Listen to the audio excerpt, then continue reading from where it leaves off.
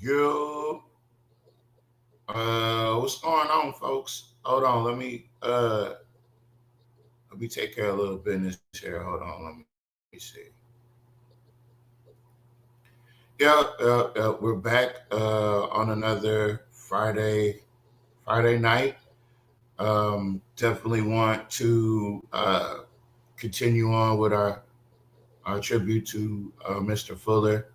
Um, there's also uh, there's also some news we got to cover. Yeah. Um, some important things coming down the pipeline for Central Louisiana.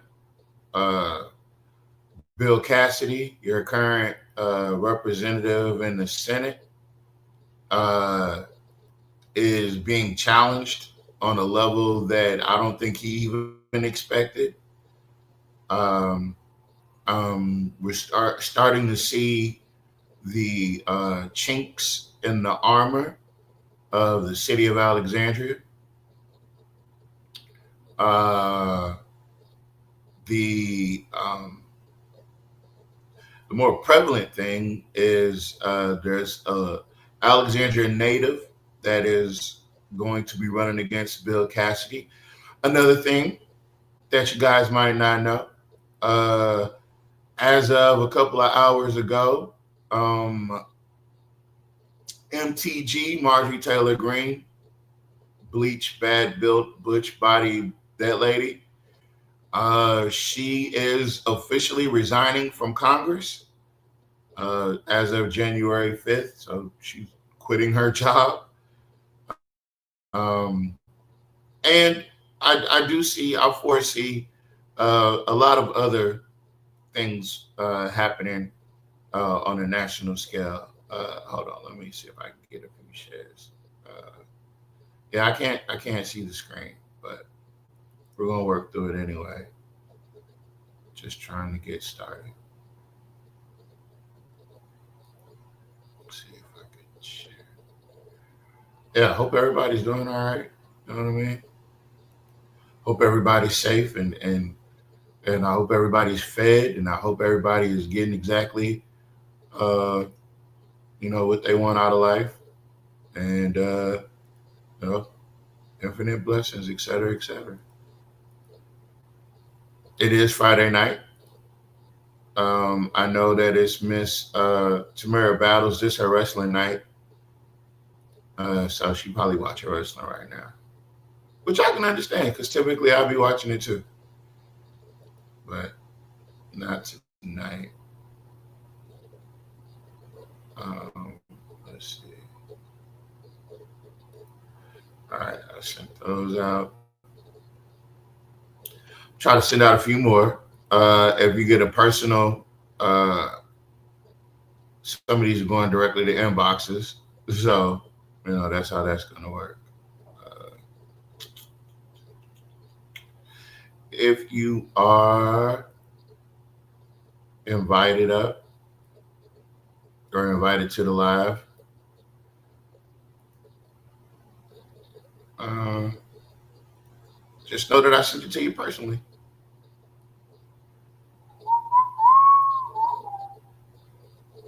Uh,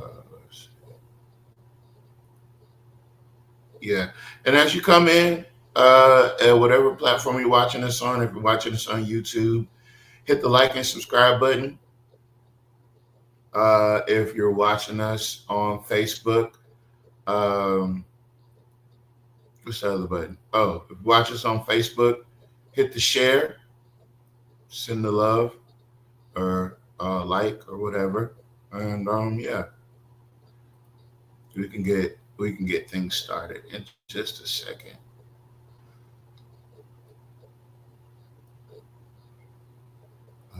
Let's see.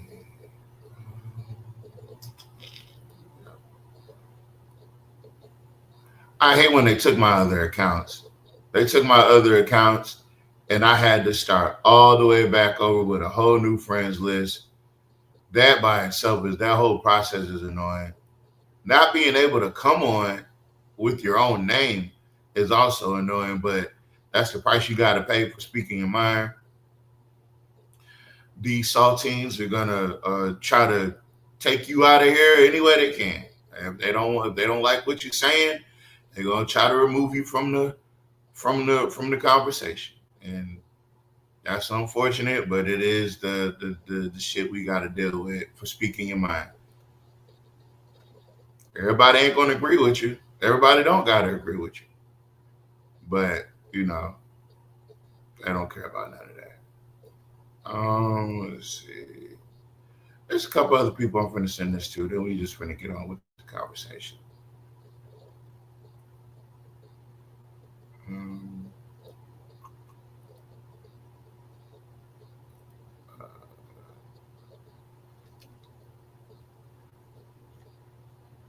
just one more second. Yeah, I think that's it. That's all I'm gonna do. All right. So for everybody that got the likes in the inbox, hey, thank you. For yeah, they are hella sensitive these days.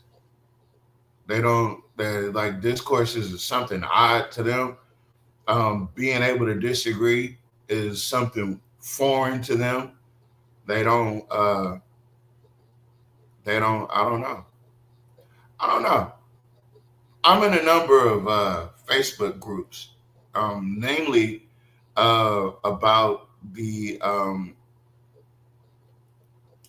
I don't know if you guys know about the story out of Frisco, Texas, about Carmelo Anthony, who was a kid that was assaulted by two twins and a couple of their friends for sitting down in a seat underneath the canopy during a storm. Those kids felt like the canopy belonged to them and not the school district, so they wanted him to move. So, they came over to him. They told him they didn't want him sitting there no more. Uh, and apparently they assaulted him, right? That is the long and short of that issue. Uh, and that happened back in April, right? So that happened back in April. Ever since then, and I should preface it by saying this. So Carmelo is a black student, was a black student, right? He was an athlete, and he was supposed to be at that track meet, right? But the two twins, these two corn-fed, brolic ass white boys, 17 years old, when they came over there to tell him to move, and he didn't want to move, and he didn't have to move. That's the point that I'm trying to get to. So he didn't have to move. He wasn't doing anything illegal. He was just seated in a place that these two boys did not like him sitting. Like we're in the 60s, right? Like this was the 50s. Like this is, you don't belong here type shit. And yeah, somebody does have the video. So the school district has the video. And several people that I know personally have gone to see the video. But um, yeah, so they assaulted him, and one of them ended up getting poked in the chest, stabbed in the upper lower way, the upper torso. We can't even say he was stabbed in the heart or the chest because nobody's seen any autopsy report, right? So the reason I'm bringing that up is because uh, in that environment surrounding that issue are these people that I'm talking about. These people that don't care to reason with you. They don't care to see things, you know, through a lens, anything other than their racism. And they are racist. They are. They are.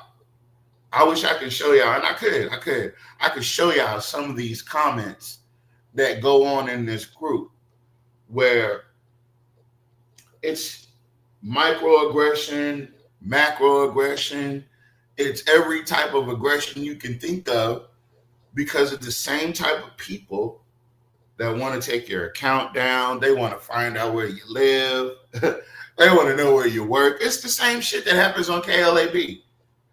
You know, they come up under fake names. They're anonymous user this, spitting giraffe that. Like they hide and they want to take from you. They want to degrade you. They want to bring you down a notch, not because of this case in particular, but because of what this case represents. And what this case represents is Carmelo defended himself. They don't want Black people to be able to speak up for themselves. They don't want Black people to speak up on behalf the same way they treated Malcolm, the same way they treated Martin. They were trying to show us what they do to those who, they're so-called Christians. And it's a shame. But this is the America that we live in. This is the America that we live in. These are the Christians that quote unquote founded America. That's why America's fucked up. Because this is the same mindset of the quote unquote Christians that signed the Declaration of Independence. And that's what America is. I don't know why everybody's so surprised. But what I can say is, if anything, the whole Charlie Kirk situation should have taught them one important lesson. You have to watch what you say. Because sometimes the people that you meant to offend don't even know you said it. But the people you didn't intend on offending got offended. And it's your own kind. That's what I'm saying. People should be more mindful of the things they speak. And just to talk about Charlie Kirk a little bit,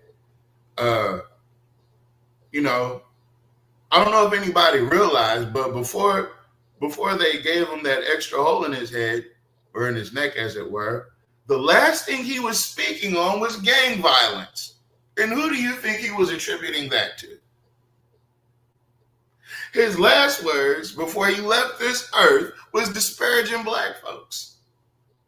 And the irony couldn't be any more greater because he got took out by a white person. I don't know how to explain it. I don't know how to explain it. I really don't. So I won't. Because I don't think like them. I don't move like them. I don't act like them. So me trying to rationalize and get inside their head, I can't do that because my mind isn't bent that way to see the negative and shit all the time. And that's what they do. Right? So you guys see it in the comments on different posts, especially on KLAB. KLAB is slightly sanitized now because poetic justice. Yeah, KLAB is slightly sanitized now because back in the old days, they did not give two shits about what they said to anybody or how they said it. You know, and that's coming from somebody who's been targeted. Hell, I'm being targeted now, but I don't know.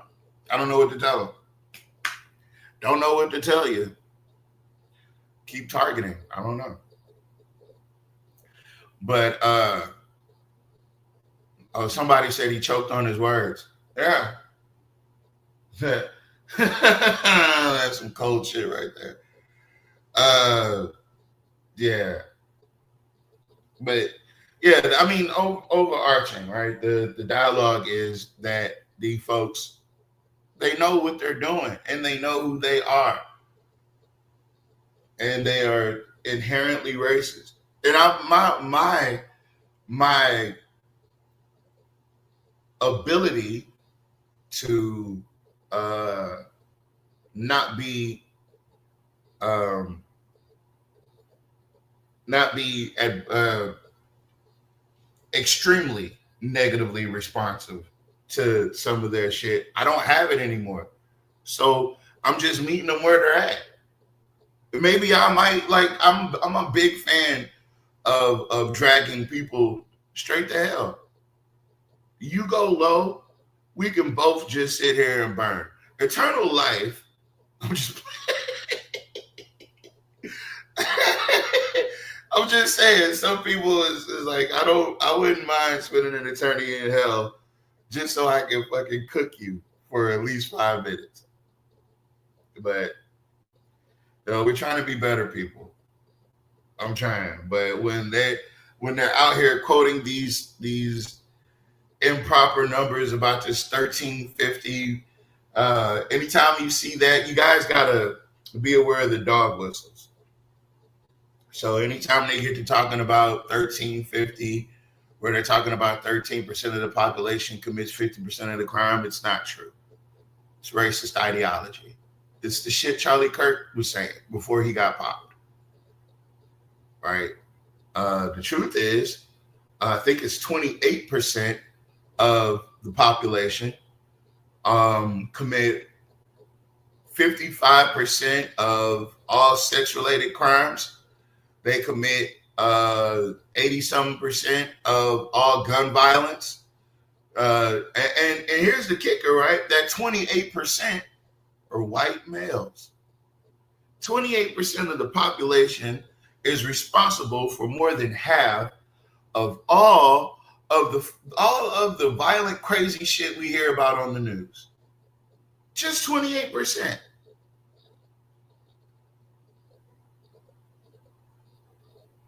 Just 28%.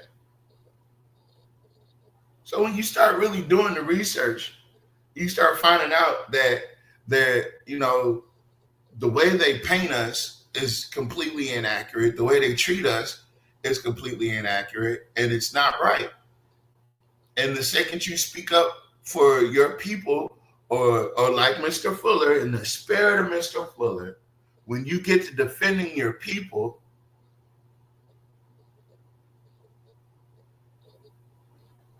they go get other black folks to try to take you down a notch. They got to put you in your place. And that's the one thing, if I'm going to ever remember anything about Joe Fuller, is you wasn't going to put him nowhere but where he wanted to be. It wasn't no trying to put him in his place. Mr. Fuller stood on business. And it was around the clock. It's whether he was elected or whether he was at the House. There's a lot of stuff people just don't know. Mr. Fuller is very much a part of. Very much so a part of it.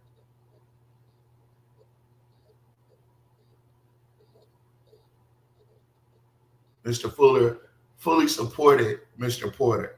Mr. Porter has been probably one of the best things that have happened to Alexandria as far as black folk go in a long time.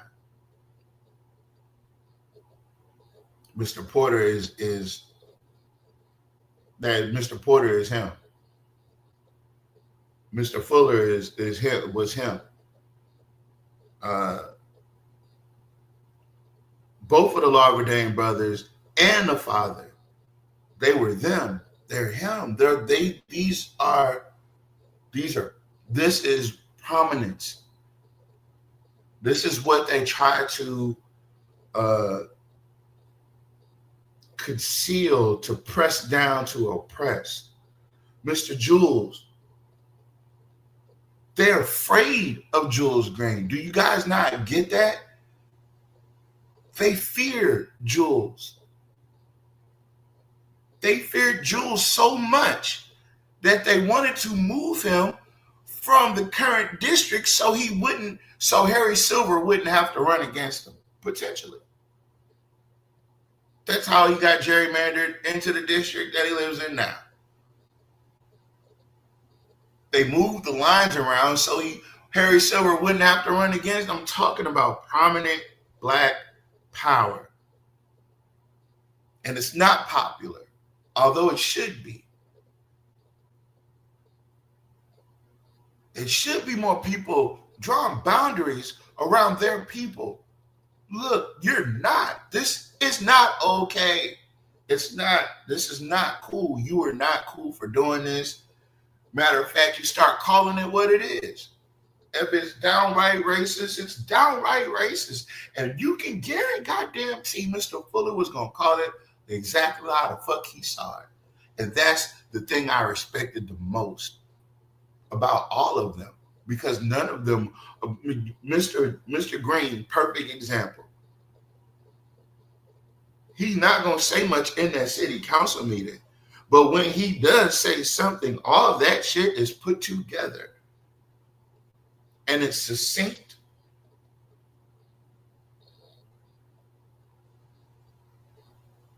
Brother Malcolm, these are all men that are cut from the same cloth. And that's what I need Alexandria to understand. If you're going to remember anything about my good friend, Joe Fuller,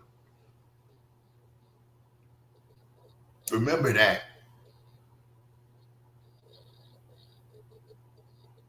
Remember that.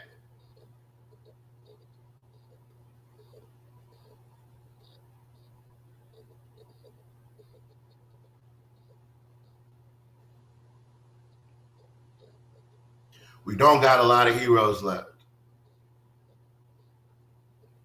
We don't. It's either one of our turns to step up or we need to find one to support.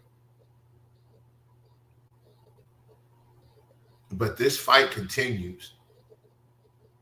It does. And Mr. Fuller represented that fight. And that's why I think he'll always be one of my favorite people that I've ever known.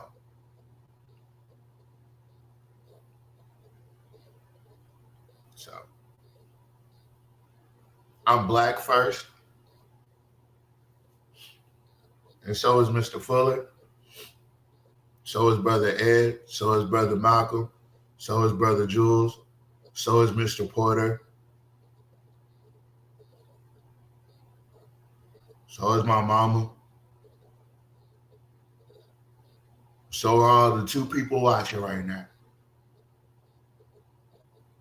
So I know it's Friday and I know people got stuff to do, but I do want to take a minute to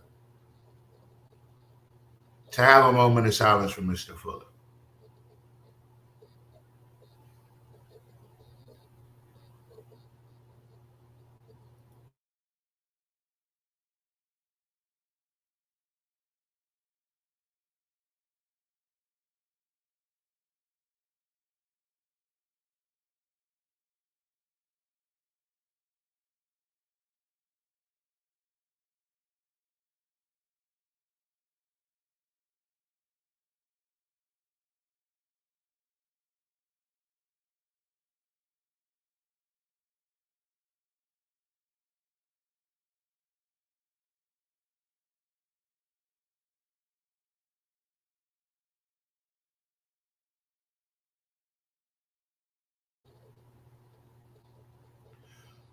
All right. Yeah. She said, so am I, B1. Yup. So moving forward, I don't know. I'm just a co-host. You got your host down here. I don't know if she's going to come up or not, but I know she has some more videos she wanted to show. We'll talk about the news a little bit later. She's on mute. So I don't know what's going on. See if I can clear up some space over here.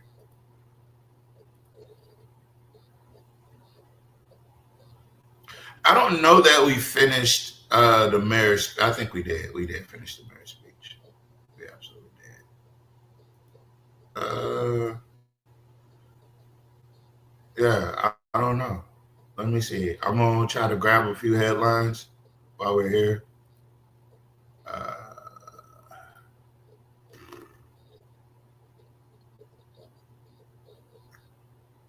can't go from here.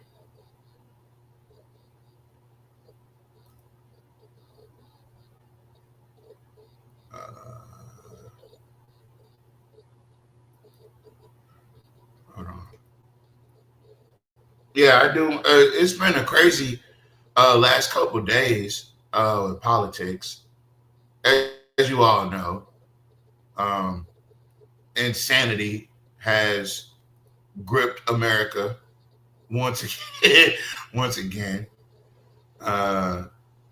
So let me see.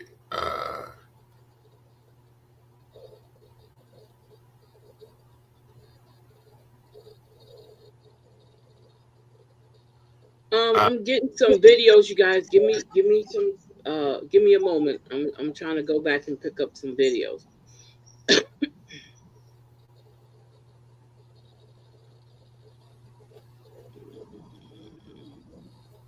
Your president admitted to being a fascist today, which is crazy word.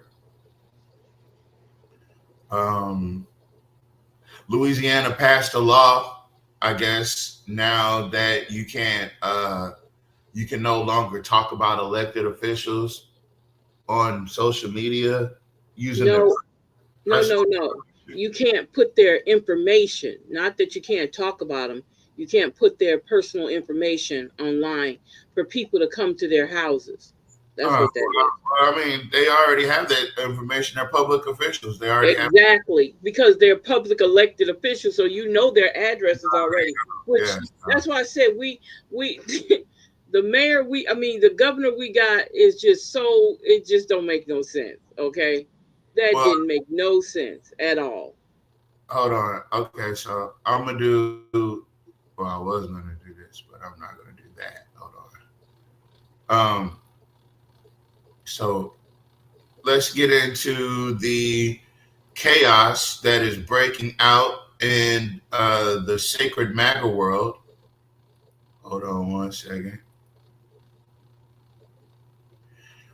Make sure you guys are sharing this live out.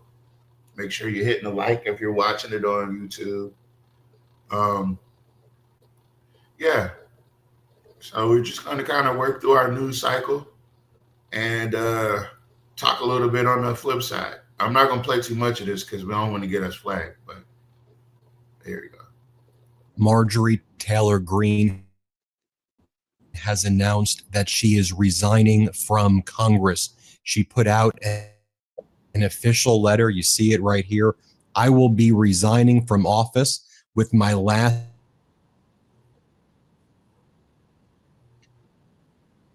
video saying that she would not want to be a battered wife. That's how she feels she's being treated by Donald Trump, or a battered spouse to Donald Trump. She's been very, very critical of Donald Trump, including especially on this resignation just put out moments ago, where she announces that she will be resigning. Here, play this clip. I'll be resigning from office with my last day being January 5th, 2026. And I look forward to seeing many of you again sometime in the future. May God bless you all, and may God bless America. And this is where she explains one of the main reasons why she's resigning, and she blames Donald Trump, and she blames MAGA Mike Johnson, and she has very harsh words for the entire Republican Party. Here, play this clip. I have too much self-respect and dignity. I love my family way too much And I do not want my sweet district to have to endure a hurtful and hateful primary president that we all fought for, only to fight and win my election while Republicans will likely lose the midterms, and in turn be expected to defend the president against impeachment after he hatefully dumped tens of millions of dollars against me and tried to destroy me. It's all so absurd and completely unserious. I refuse to be a battered wife, hoping it all goes away and gets better. If I am cast aside by the president and the MAGA political machine and replaced by neocons, big pharma, big tech, military-industrial war complex, foreign leaders, and the elite donor class that can never, ever relate to real Americans, then many communists aside and replace as well. There is no plan to save the world or a 4D chess game being played. When common American people realize and understand that the political industrial complex of both parties is ripping this country apart, that not one elected leader like me is able to stop Washington's machine from gradually destroying our country, and instead the reality is that they, common Americans, the people, possess the real power over Washington, then I'll be here by their side to rebuild it. Until then, I'm going back to the people that I love, to live my life to the fullest as I always have, and I look forward to a new path ahead. I'll be resigning from office with my last day being January 5th, 2026, and I look forward to seeing many of you again sometime in the future. May God bless you all, and may God bless America. Now, Insanity. This is Insanity. This is Right, folks? interesting. This is very interesting, and I'm going to tell you why I see it interesting. Because it is going to be a rude awakening when all of this truly comes out. And nobody is going to be exempt, because the whole administration was part of this. So, yeah, it's all right for you to go home, but it does not say you're exempt. If there is any need for any type of prosecution or indictments, doesn't mean that you will be excluded from that. So it's all right to go home, but you were part of this big major problem. And the people see that too. I think this was their plan all along. I'm gonna be I honest think with she realized that in the primaries, the numbers weren't looking well. you. No, what it was is when she what she did was, when them Democrats gave her their time about these Epstein files, she knew that she had signed. She knows exactly what I was talking about in the beginning of the show. Correlate everything together, but she knows. Yeah, let the dead eat the dead. Let the dead bury the dead. Yeah. not eat the dead. No, but a lot of these people that I'm talking about that are on, and that, like with this case about Carmelo, right? A lot of those people don't believe that he had the right to defend himself. And they have this white supremacist attitude towards these two twins that were terrorizing people. And what I'm correlating is they will back their own even when they're steamrolling other people. And a lot of these people are MAGA. They're not pro Austin Metcalf. They're anti-Carmelo. And there's a huge difference. Because if you're pro Austin, then you're pro the fact that he was within his rights to do. But when you're anti Carmelo, that just means you don't think that people should defend themselves. And all those people are MAGA. That's what she was. That's why she acted the way she acted. And that's why she moved the way she moved.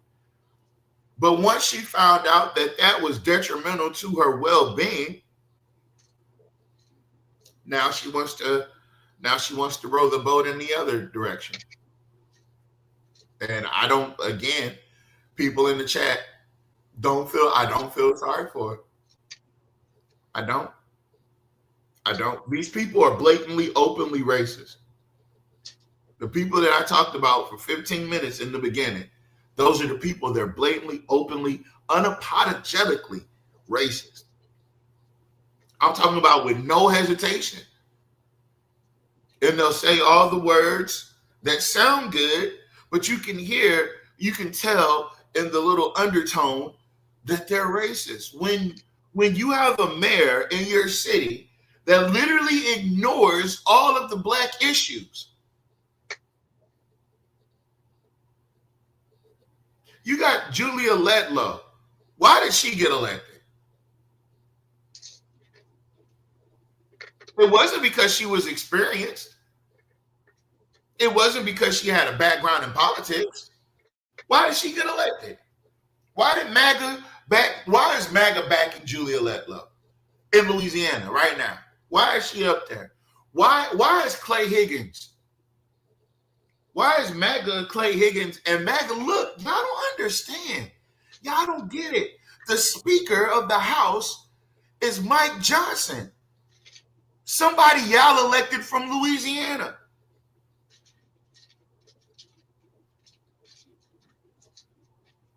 You got Clay Higgins, the lone dissenting vote about these Epstein files. Where is he from? Louisiana. Kennedy, what's that? With the one that looked like a loaf of bread that you need squished up? Is he John Kennedy? No, yeah. You're talking about Bill. I forgot his first name, but yeah, he's from here too. And you really think in your heart of hearts that the local government is being ran by Democrats? What I realized is that there's a faction of people on the right that come up with these storylines. They come up with these inaccuracies. They create this 1530 dialogue or 1350 dialogue when really they're a part of the 2872. But they talk bad about black people. They look down on black people. And it's just a part of their character because it's a part of their culture. And that culture is what drives Louisiana. And I think that's where we keep messing up because y'all think culture in Louisiana is mud brides and fucking Zydeco and fucking cute. No. Louisiana, the culture here is what's happening in Angola. That's the culture here. The culture here is what's happening over there on MacArthur Drive at that plantation that they hold tours and shit at. That's the culture here. The culture here is underserved black communities statewide. That's the culture here. The culture here is gerrymandering. The culture here is voter suppression. The culture here is black oppression. And I think we get entertainment and culture mixed up sometimes. Because entertainment is entertainment. But culture is what you live every day. And what Louisianans, and more specifically, we here in Alexandria, what we live every day is a mundane existence, low-paying wage jobs. You have an inept administration. You have a city council that they're trying to fight. They're fighting back. Jules, Malcolm, Cynthia, partially. I'm not giving no fucking credit to Gary Johnson. None, ever. I don't give a fuck what he done in his past life. I don't give a damn if he rescued kittens from a tree. I'm never going to give him anything other than a hard time. I promise you that. Because I see through him. I see through him. And if you know what a sellout looks like, then you should be able to see it too. Now, if you can't see it, then that's on you. I can't make you see what I see. But I see it. I see it in him. I see the capitulating. I see the before everybody get upset now. I see all of that. I've seen it 1,000 times. So no, Gary Johnson's got to go, right? But we have to come and align ourselves together before we can actually get together and make some shit happen as Black folks in this town. And I know I'm going all over the place, but what I'm trying to show you is when they see that something isn't serving them, Marjorie Taylor Greene says she quits Congress. They know when to break and cut loose. They know when to separate themselves from their own for their own well-being. She knows when to. We should too. Everybody ain't gonna be for you. Especially some of these ones that look like us. Oh, that's my little spiel. I don't know what else I can say, but those are one of the things that we weaved in. I don't know how they've creatively managed to like make us, we're docile. We're docile. We're docile at the polls. We're docile when it comes to these law enforcement. You know? Somebody said resigning from the shit show she helped create. Yep. Exactly. That's all She she did. is the first one to jump ship. Listen, that ship is sinking, and she's just the first one to jump ship. Somebody in the comments said, how crazy would it be if they turned that seat blue? But that's what's going to happen. Because, see, the thing is, if we had more of choices, we don't. That's why I said what I said about having our own party. Because then we wouldn't have to worry about all this other stuff. We wouldn't worry about the Democrats coming in and not taking care of us because we would have our own party taking care of us. Yeah, we can turn it blue all day long, y'all, but keep in mind, we when you talk about the symbolism of the eagle, those wings are on the same eagle. So the Republicans got to move when the Democrats got to move in order for that eagle to move. He can't fly with one wing, right? So it's going to take both of those wings for it to work. And this is why we don't benefit. They have pimped us. They always pimp us around election. You look at your mayor. You know doggone well Jock Roy ain't no true hard blue Democrat. He don't even move like a blue hard Democrat. He's always been undercover because they're allowed to change their party affiliation anytime it feels right in order for him to get into that seat. The majority of the population, the voting population, is African Americans. He knows how to play the role. He's been playing it for 16 years. And they all know to run to the Democratic side when they're really Republicans in their hearts. Their hearts are red. They're not blue. You can tell in their actions. You can tell in their decision making. You can tell who they align themselves with. And no matter what nobody say, who you align yourself with is very important. It's very important. And you guys live it every day, right here in Alexandria. Y'all live it every day. You see who he aligns himself with.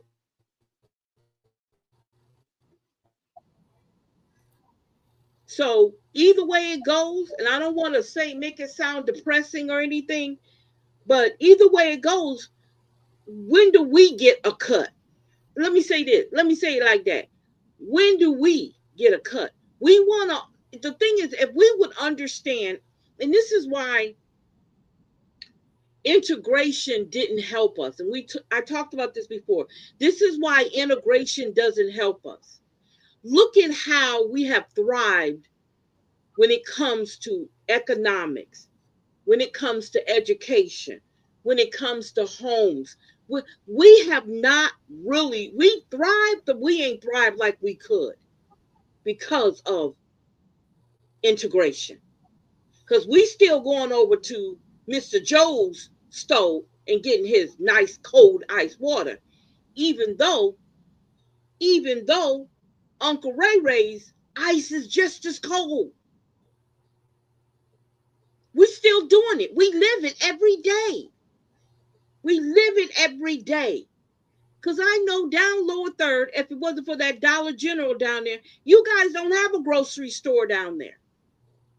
There's no grocery store that you can walk into and actually buy stuff with. Buy your chickens and your beef and your turkeys and your fresh potatoes and your fresh pies. You don't have that. So what really are they doing for us? Where are we going to benefit? And see, people thinks in their minds, racism thinks that black folks don't deserve, even the ones who have gotten out of the ghetto and have money and have contribute to the world, to the country in every way they can. They still don't see us as equal.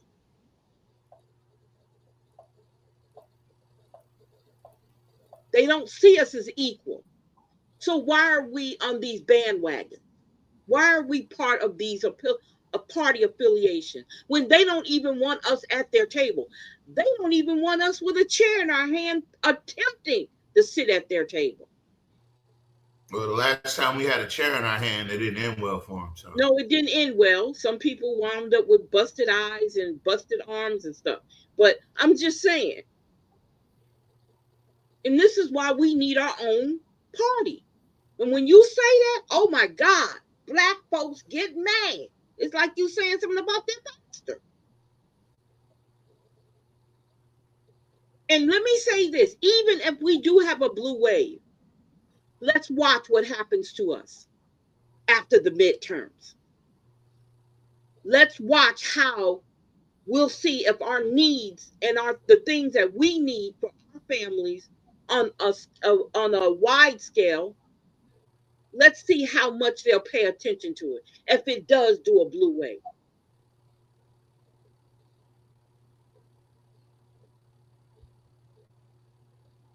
Let's see how that's going to work for us, because it hasn't been working before.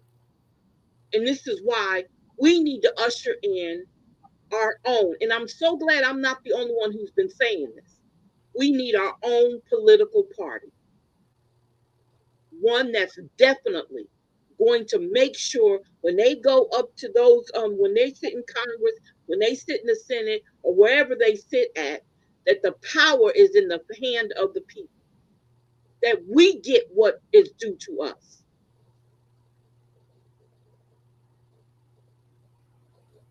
hold on, I got this. I'm just saying. Never sue the other driver after a car accident. There's a better way to get paid a way bigger. A former Louisiana allegedly stole a rare state artifact. He has now been indicted. Put him up full mask.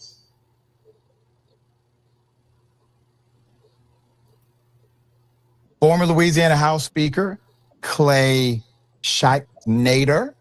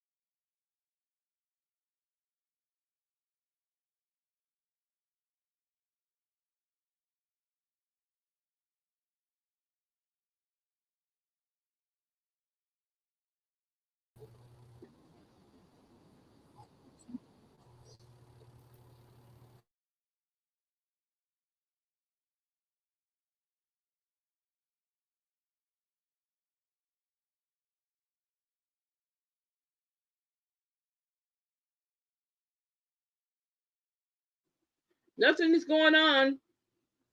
I don't know if you can hear me.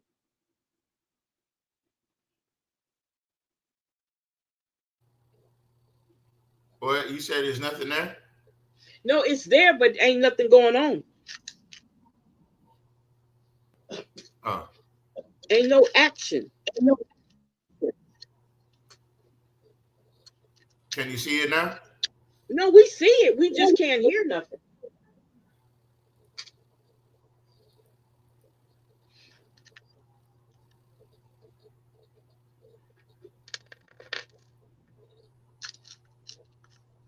You want me to play it?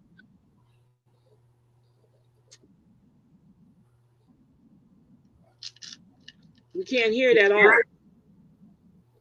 Nope. Can't hear it.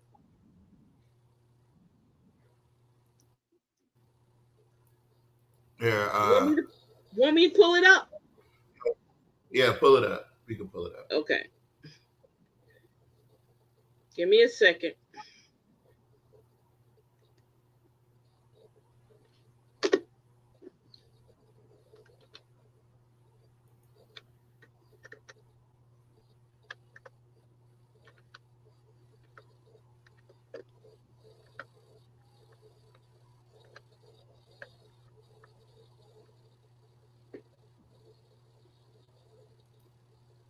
Actually, I got another one you need to play.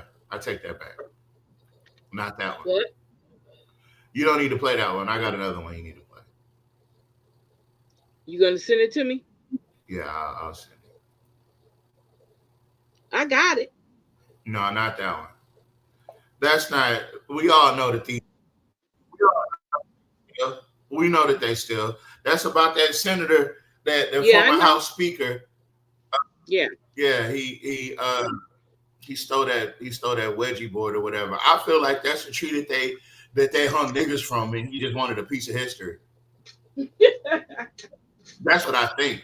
I don't know. Maybe that's one of those secrets that they got. You know, stuff they're not gonna tell us. Hold on.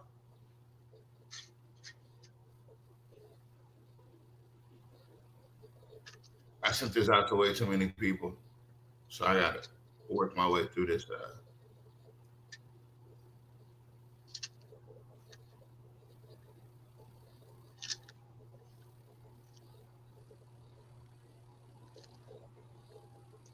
Okay, there it goes. All right, I just sent it to you. Okay, where did you send it to me? Yeah, you can check your messenger. Okay. Hold up.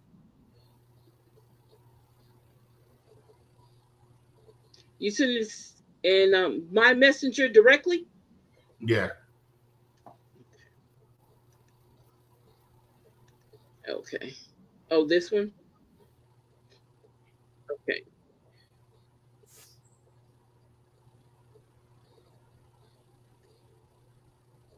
Here we go. Let me share it. Eyes are coming, y'all.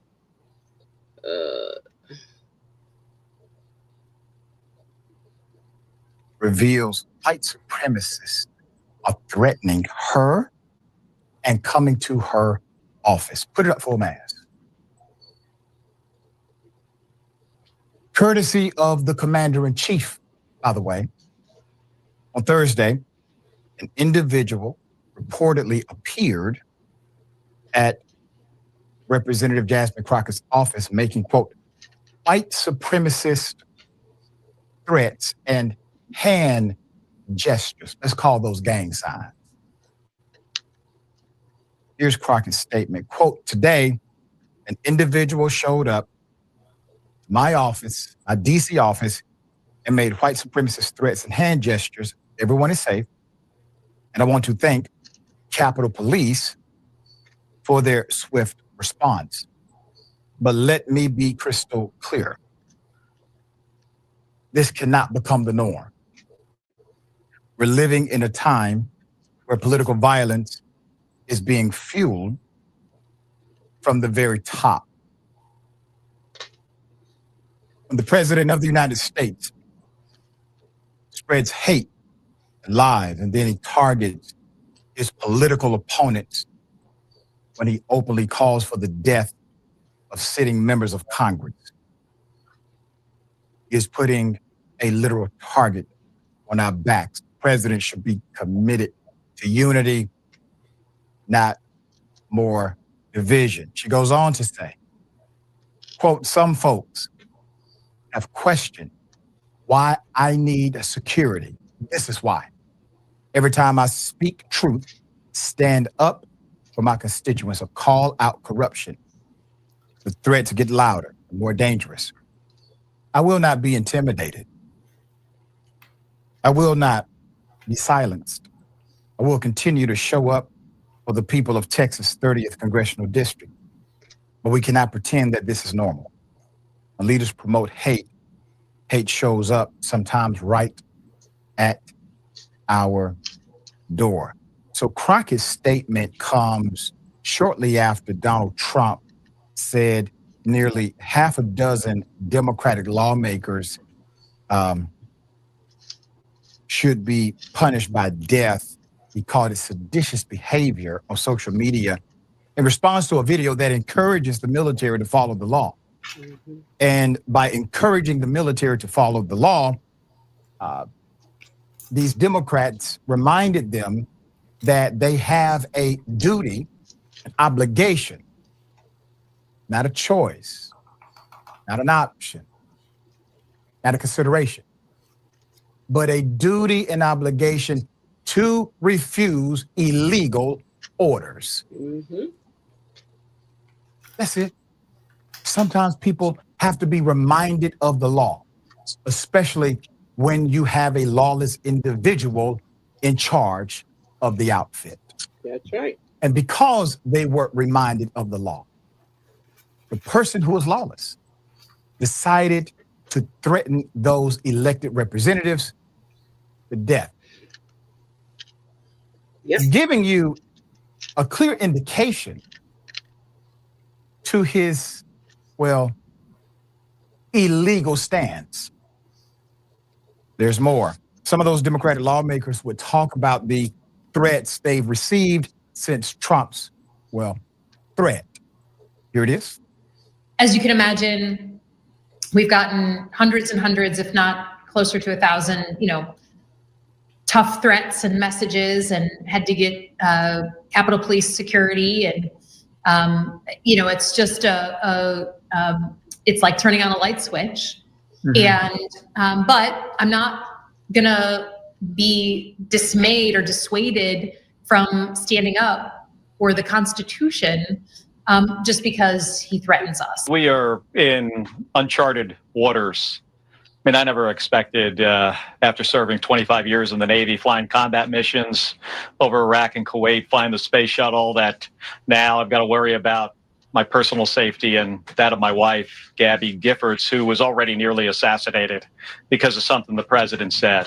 Of course, I'm very worried about this office and my team and my family, but I think I'm just continually stunned by the fact that I'm worried about it is because the commander-in-chief, the president of the United States, has called for my death. And that's something that should just be chilling for everybody. And everybody should be worried about their safety in this nation when the president can wield that sort of a statement. Yes, there is concern. But it seems you need to be reminded that you serve in a co-equal branch of government. And if the executive branch decides to test their power, your response as a co-equal branch is to let them know that test will be met with the same vigor that it showed up with. So here we are. Donald Trump has called for the killing of politicians. Let's go back to the Supreme Court rule that basically said, without an impeachment, he can do whatever he chooses to do. What do you think he's doing? I'm a little nervous because I have no clue what's about to happen, but this could either be a total disaster or the world's greatest magic I'm trick. sorry. Okay, so Okay, this little device sorry. right here is called. Now, at what point is impeachment back on the table in a serious way? Mm-hmm. And to the Republicans, you're foolish if you think he's only turning on Democrats. He just called your beloved leader, Marjorie Taylor Greene, a traitor because she talked about his good buddy who passed, Epstein. You don't think he's coming for you? There's more. Response from Republicans. A White House press secretary, obviously they are tying themselves in knots at the White House, trying to spin this. And House Speaker Mike Johnson, defended Trump's comments and focused on what the Democrats in the video said. That's the real offense. Levitt said lawmakers should be, quote, held accountable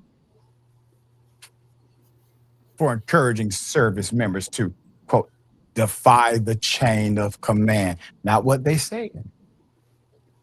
Not what they said. Quote, what I'm saying, what I will say unequivocally, is that was a wildly inappropriate thing for so-called leaders in Congress to do, to encourage young troops to disobey orders, Johnson said. Professional anglers. All right, that's all. They see the truth. They figure out how to angle it back to you and distort it. Professional anglers. They duck, dodge, deny, deflect anything that's true, real, authentic, and genuine. So understand what's really happening. Understand what's really happening. We're in a position now where Donald Trump has committed multiple impeachable offenses. We're not talking about. You're on mute. Sorry. So I want you guys to pay attention to the ideal of what he said that your president did.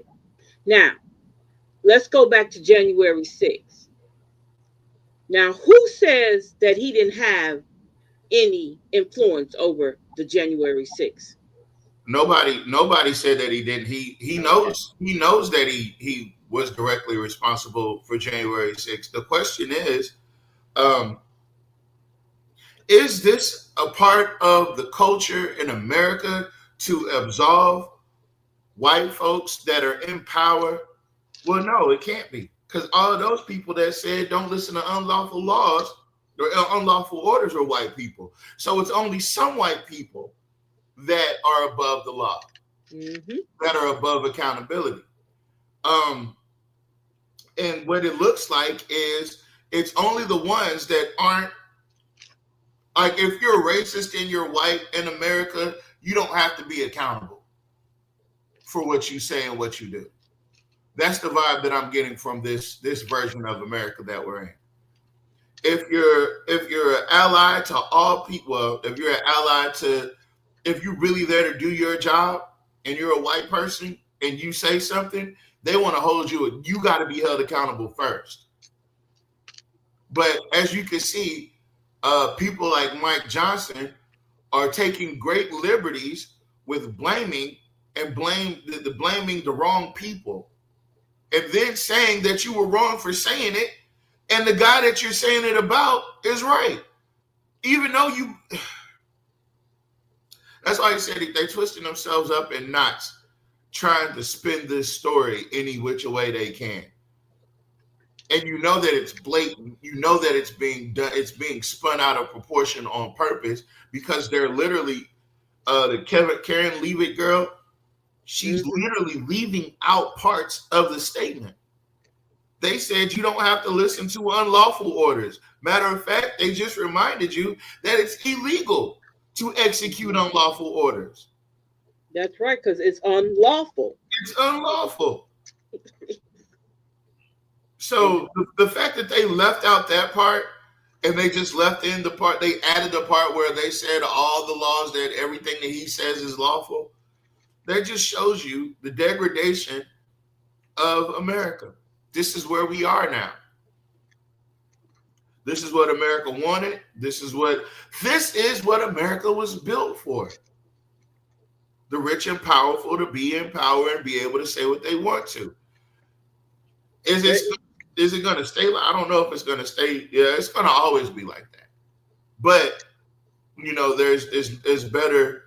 Is more palpable when it's people that's I don't know, more allied towards your goals. We don't have to be fucking holding hands and singing kumbaya and shit, but at least have the decency to respect my autonomy, my ability to be. And these people don't. They don't. Jock Roy doesn't. Jim Villard doesn't. These people do not care. That police chief you got doesn't. They don't. They care more about the headlines than they do about doing their goddamn job. Yep. Their reputations. That's So what's let me- more important. than that. I'm glad you said that, because let's think about this. To show you how influenced the public is, the reason why he's so upset, and if you would listen to what Grimion said, people ain't breaking down the door to become police officers.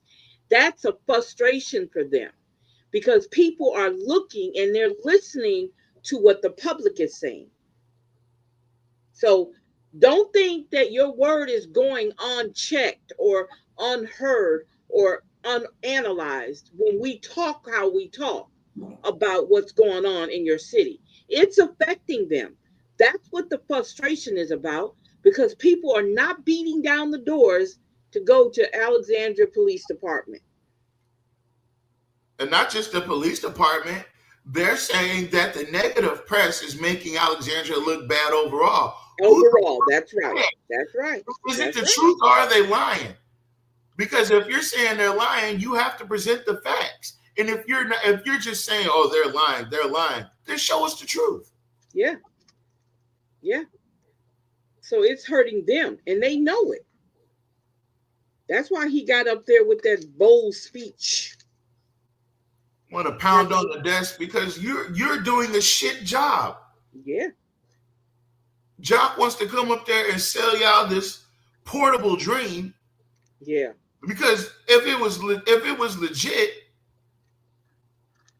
it would have already been happening. Now, it wouldn't have waited till the last 12 months of your current stay in to start it. You're talking about a project that could span another 5 years. So are you only doing this now so you can get real? Like, come on. You guys got to start realizing when people are playing with you. And start feeling the disrespect. Sit with it. Sit with the disrespect. Sit with them playing in your face and telling you, pissing on your leg and telling you it's raining outside. Sit with it, because maybe it'll make you change how you address things. Maybe you're not going to be so apt to go up there and smiling them white people's face no more. When you find out what they're really doing and what their plans really are, do you realize that Jock Roy laid out a plan that did not include black folks? It did not include anything in your community.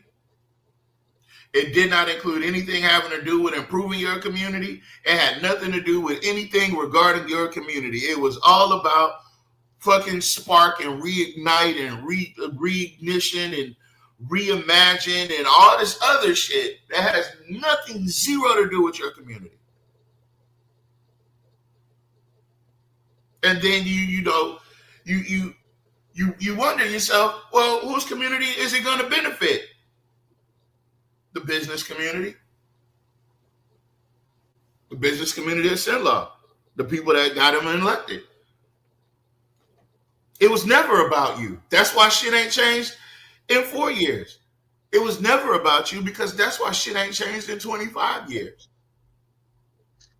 It was never about you, because that's why shit ain't changed in 30 years. It was never about you. That's why Alexandria looks the exact same way that it looked way back in 1996. In the 1980s. Well, I told you, 1980s. when I moved back here, I moved back here in 98. when I came home on leave in the 80s, the only thing I saw different was I-49 had been built. And I got confused as hell trying to get to my mom's house. So that's the difference in how Alexandria looked back then opposed to what it looks like now. To me, that's just me. Well, Because the politics hasn't changed. When your politics don't change, you can't expect for anything to grow. The politics haven't changed. you've had, you've had people, we stepped up to the plate. We had a chance to run the tables. Lord, if Joe Fuller and them would have had a second term, Mr. Porter and them would have had a second term. Mm-hmm. Yeah. If you guys would have never let Reddix up in there, if you never would have tried to, you know what I'm saying? If you never would have played Jules out of District 3. But I'm telling you, they're scared of Jules. Jules not only took the L for losing District 3, he bounced back and took over all 5 districts.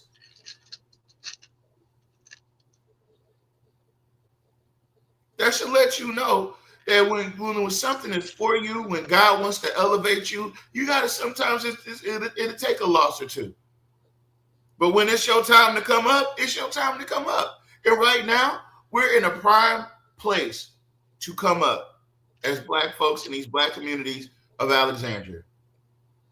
You got a mayor that don't know whether he don't know whether he want to drop out next year. What he's doing, as you realize what's happening in his last 12 months of his previous stint before Jeff Hall got in there, did Jock start any projects like this?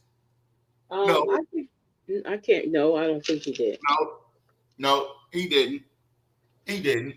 You know why? Because he had already planned to dump the offense over to Jeff. He had already planned that out. Jock is a year and a half ahead of y'all, maybe even 2. Right? So the fact that he hasn't done anything in the Black community should let you know that 2 years ago he didn't plan on doing anything. 5 years ago he didn't plan on doing. When Jeff was in there, they didn't plan on doing anything for the Black community. You know what he gave the Black communities? Project Restore. And they put that in the Black communities. It's like they forced that into the Black communities. Because Project Restore, you could sign up for was at community centers. And there are no community centers in the suburbs. Yeah, that was directed directly at low income, impoverished neighborhood communities in Alexandria. It wasn't for everybody. It was targeted. So because we don't pay our bills. That's what that was. One day, when he's out of office, I hope he has the conversation of what the actual intent of Project Restore was.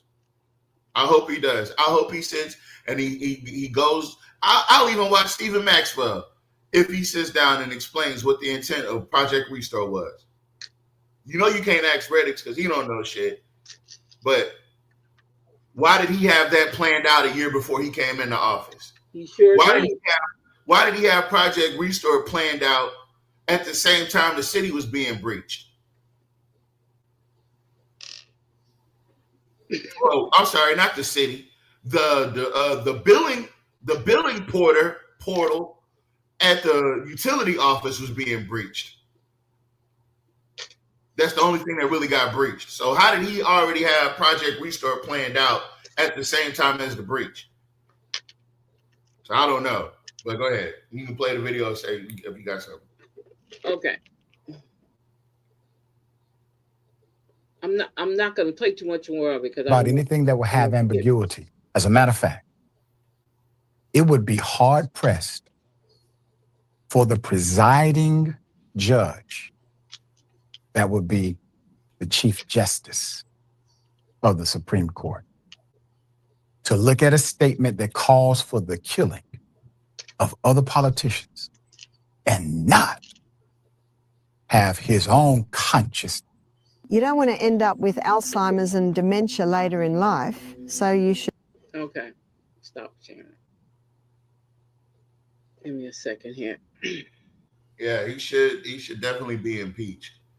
Al Green, senator from Texas, is a Yeah, I'm congressman trying from to find that. Give me a second. I'm trying to find Yeah. it. I saw that. I saw that. Al Green is he said before Christmas he's gonna have that impeachment up. I think he has an extra impeachment off to the side at all times. Well, I think the idea that they didn't want him to do it the first time, I have an issue with that. They didn't support him the first time. We wouldn't be at this point right now if they would have supported him, and it would have. I know he had to fight the Senate. I think he would have. But yeah, we would have been halfway through something right now if he would have just wound up letting it go through. But oh well.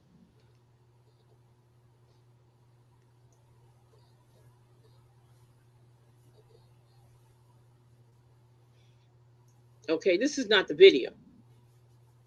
I'm sorry. I thought this was the video, Tavares, but it's not.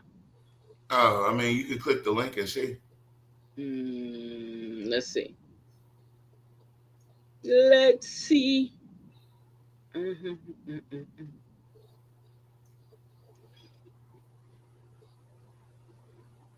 Let's see where it's what. Let's see where it's at.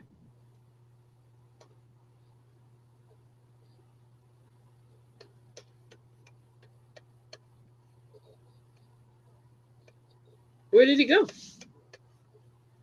I think they all like that. Hold up. Let me see something. Where did he go? Here it goes. Okay, let's see here. There is no, what's the name? It's just saying Congressman. Let me see if I can find it in YouTube. Real quick. Stop sharing right now. Congressman Al Green.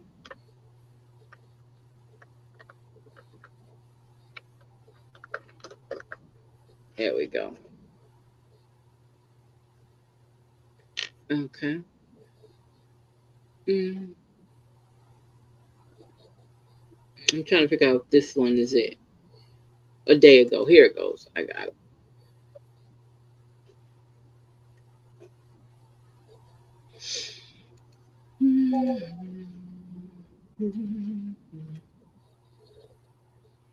Impeachment to the attention of the Congress of the United States of America before the Christmas break.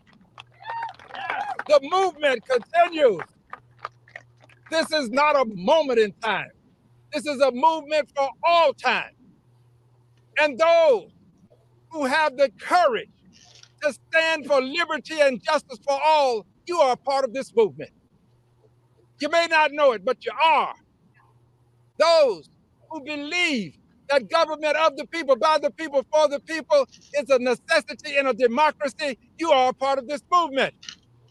So let us not forget that if we are to maintain what has been given to us, we inherited this democracy. And if we are to maintain this democracy, we have to do more than say we believe in these things. We have to participate. This is a participatory democracy. Impeachment requires the hands and the guidance of all of us.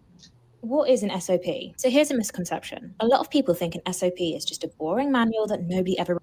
So I beg of you, remember 12 o'clock, remember Saturday, remember Washington, D.C., and remember that there will be articles of impeachment filed before the Christmas break. This I pledge, this I will do. God bless you.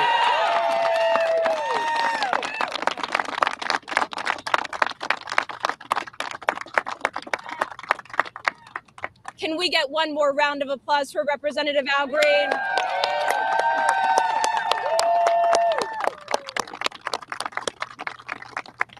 That is right. In less than 48 hours from now, we are calling on the nation.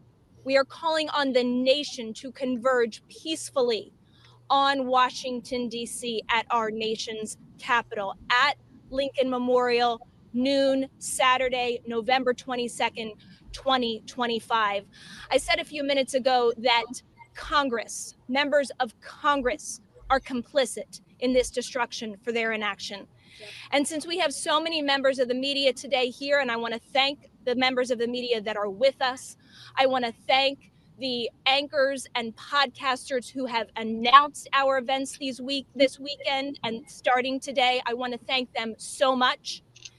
And to the rest who haven't yet, I say you have an opportunity in the next 48 hours to not yourself be complicit in the destruction of American democracy.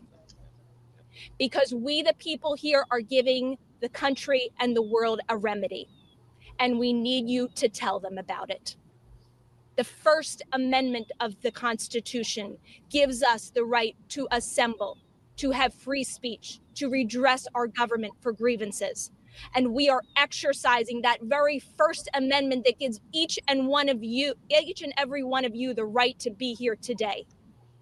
We need the media to talk about this between now and Saturday. We need them to put it on blast. We need our friends like Jimmy Kimmel, who I love so much, in Late Night, and the American people that stood out for him when his free speech rights were threatened. We need him to talk about it. We need Stephen Colbert, who has been such a warrior after his contract was insanely pulled to appease this administration, to talk about it. We need the morning shows to talk about it. We need international newspapers to talk about it. We need the whole world to talk about the peaceful convergence that we are having in Remove the Regime on Saturday, November 22nd.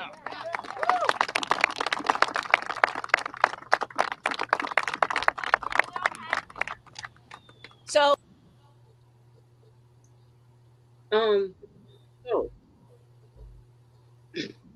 so as you, that wasn't written for Black people, ma'am. Wait a minute. Let me see what you said. What'd you say? Who's going to vote with him? That's true. Who's going to vote with him?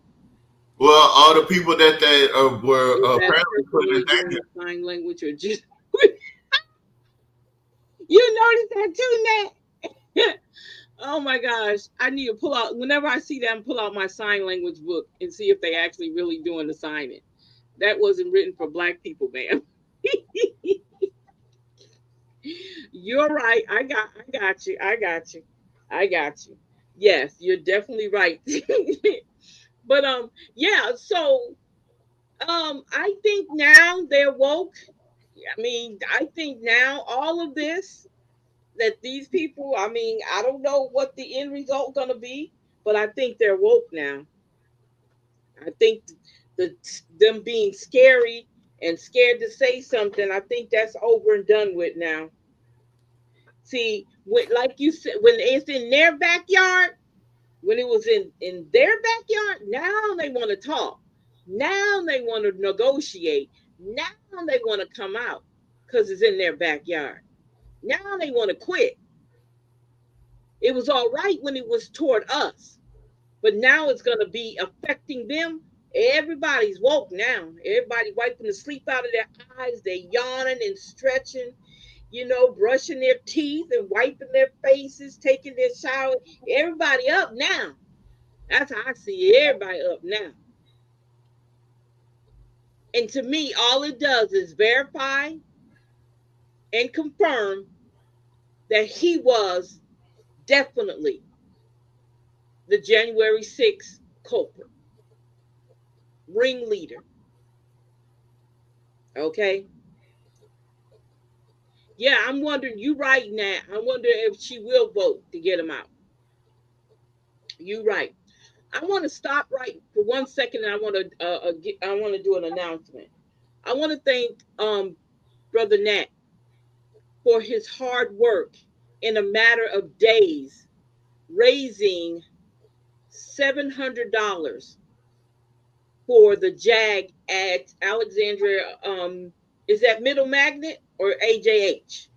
Alexandria Junior High School. He raised $700 for them. He raised $700 for them. So don't say you can't do something. It can be done. You just got to put a plan together and make the action happen. That's all. And I'm so proud of him. And I told him he did a great job. Okay, Alexander Middle Magnet. Okay. Remember when Nat said, I ain't dealing with the grown folks no more? I'm dealing with the kids. He doesn't understand when you say that, how you manifest. When you put that out there in the atmosphere, watch how things start changing. Instantly, he said that. He said, I'm done with the grown-ups. Yes, I do. I understand. But look, Nat, stop with not letting your light shine. Okay? Your light can shine. You came up with the ideal. You made it happen. I'm not taking nothing from nobody else. I mean, people participated by donating. I'm just saying that you did it. You mentioned it and you made it happen. Think about that. Don't shy away from it. It's yours. Claim it. You didn't have to fuss and fight with nobody. You didn't have to shoot nobody. You didn't have to do none of that. You went and you did what you said you had to do. That's why we say words are powerful. You put it out there and look what the return was.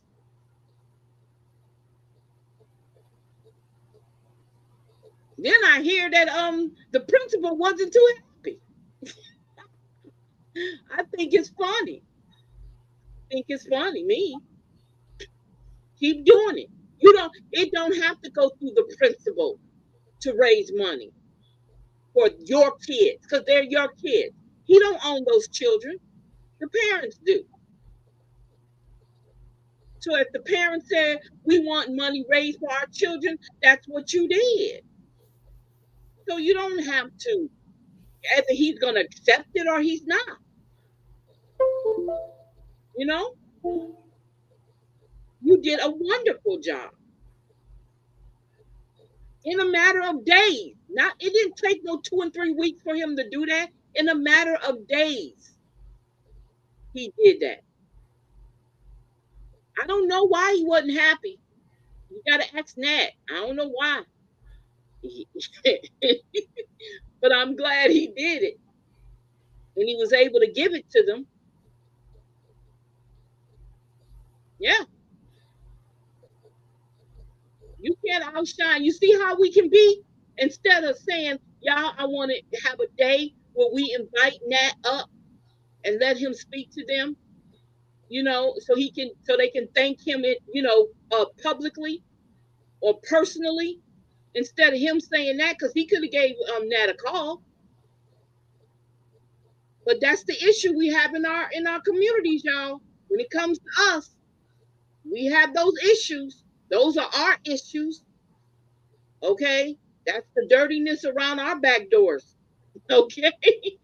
That we have issues with each other, especially when somebody doing the right thing. Okay? Y'all should know that. We went through this whole thing with them campaigns. When you're trying to do the right thing, people don't like you because your light is shining a little bit lighter than theirs. I mean, a little bit brighter than theirs. Got to get out of there. So I want to thank him for that, for just doing it. That's what it says. Just do it. Yes, that's right, Ms. Battles. We do. We have our picks and chooses. That's right. We sure do. And who can do it? I need to give you permission to do that. Okay? Yeah, that's right. All behind the steering wheel of a big truck. I need to give you permission to shine your light. You can't shine your light unless I tell you can. Okay? But he did it. Okay? He did it. And that's all that matters. Nothing else matters. Okay? So,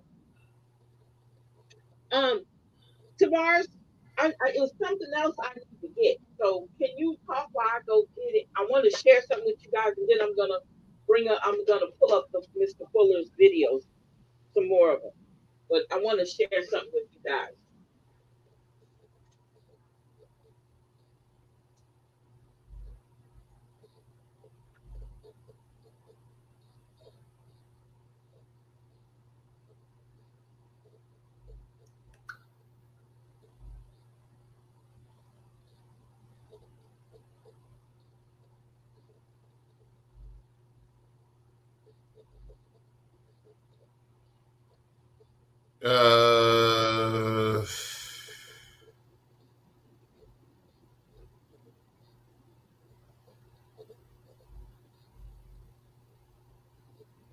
Okay, so there's some clarity on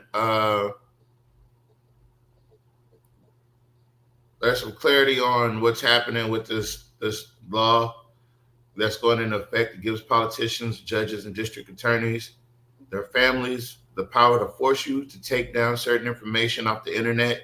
And if you don't, you can face lawsuits or even criminal charges. This applies to Facebook posts, comments, screenshots, TikToks, news articles, anything posted online. They now have 72 hours to tell you to remove it. And if you don't, they can come after you. What information is protected? Their home address, their phone numbers, their personal emails, marital records, birthdays, their children's schools or daycares, their family's workplace or lunch, their side jobs. And this is something that only used to be applying to judges. Now it covers almost every powerful statewide legislator, public service commissioner member, district attorney, assistant DA, investigators, and their spouses and dependents. They're making it harder for whistleblowers. They're making it harder to hold them accountable. It will make exposing conflicts of interest harder. Journalists and activists are going to feel the pressure. Yeah. So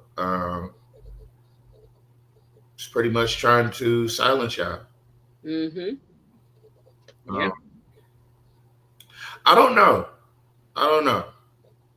I think that they take a lot of liberties with what they say. Again, I want to talk. I'm speaking to how they address people that they disagree with. You know, they really go out of their way to say things that are untowardly. And it's like they do the best that they can to be the worst possible type people that they can be.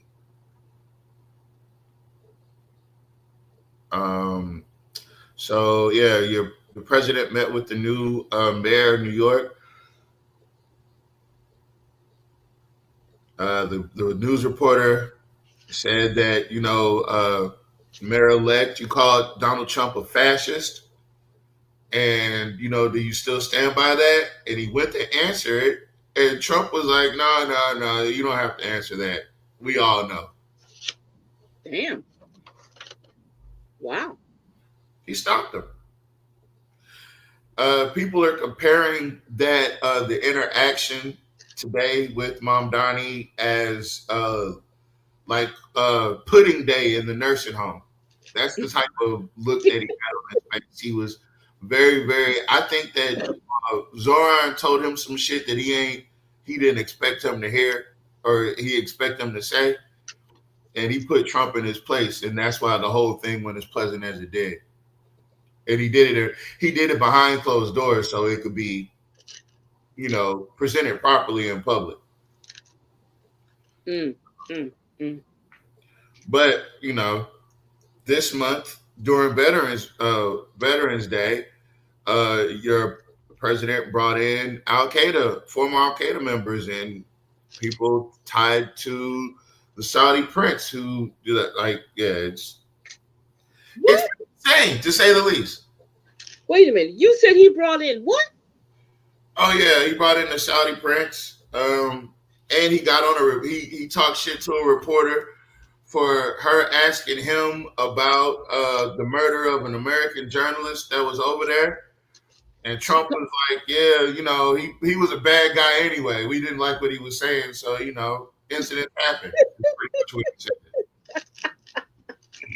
He said shit happens. You cannot make that up. You can't make it up. You can't make this up. He brought in people that were attached to 9/11 this month into the White House. Oh, Lord. During Veterans Month, Veterans Day, you know, that was like last week. I don't know. Yeah, that was that was last week. I don't know. I can't make half of this shit up. Half this shit is like we're living in like some fever dream. I know. Like the Twilight Zone. It's like completely off the rails. But you know, it's eventful. It's definitely newsworthy. I don't know, like there are real world implications in all of this. I don't think that the world is taking the news like we're so unserious these days. I guarantee like this shit is gonna be a joke and a punchline in the like it's gonna be insane. It's probably the night shows are doing jokes about it daily.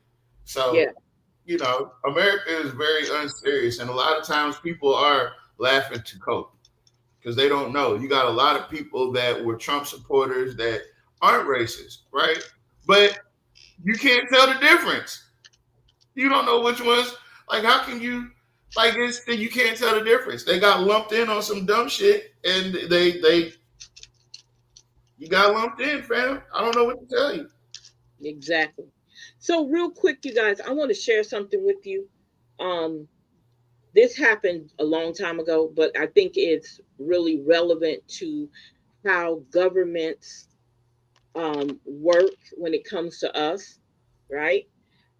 So what I'm going to say to you, or what I'm going to read to you, or no, I'm not going to read the whole thing. I'm just going to read certain parts of it. This is a document, and it's Exhibit 10 of the U.S. Supreme Court case that was number 009587, National Security Council Memorandum. And it happened March 17th, 1978. Now, just keep that in mind, right? So at the time, the Secretary of State was Cyrus Vance. The Secretary of Defense was Harold Brown. The Director of Central Intelligence was Stanfield Turner, and he's an Admiral U.S. Navy. Now, check this out. The subject is Black Africa and the U.S. Black Movement.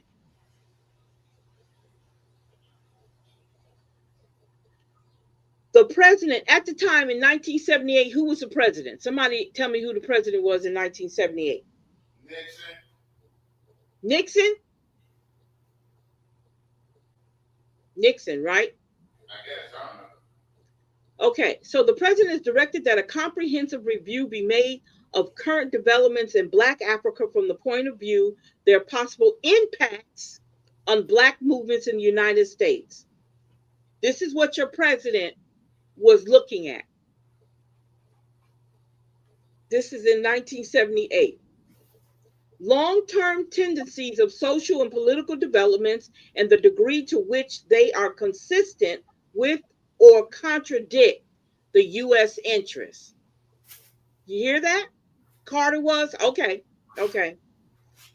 Number 2, proposals for durable contacts between radical African leaders and leftist leaders of the U.S. Black movement.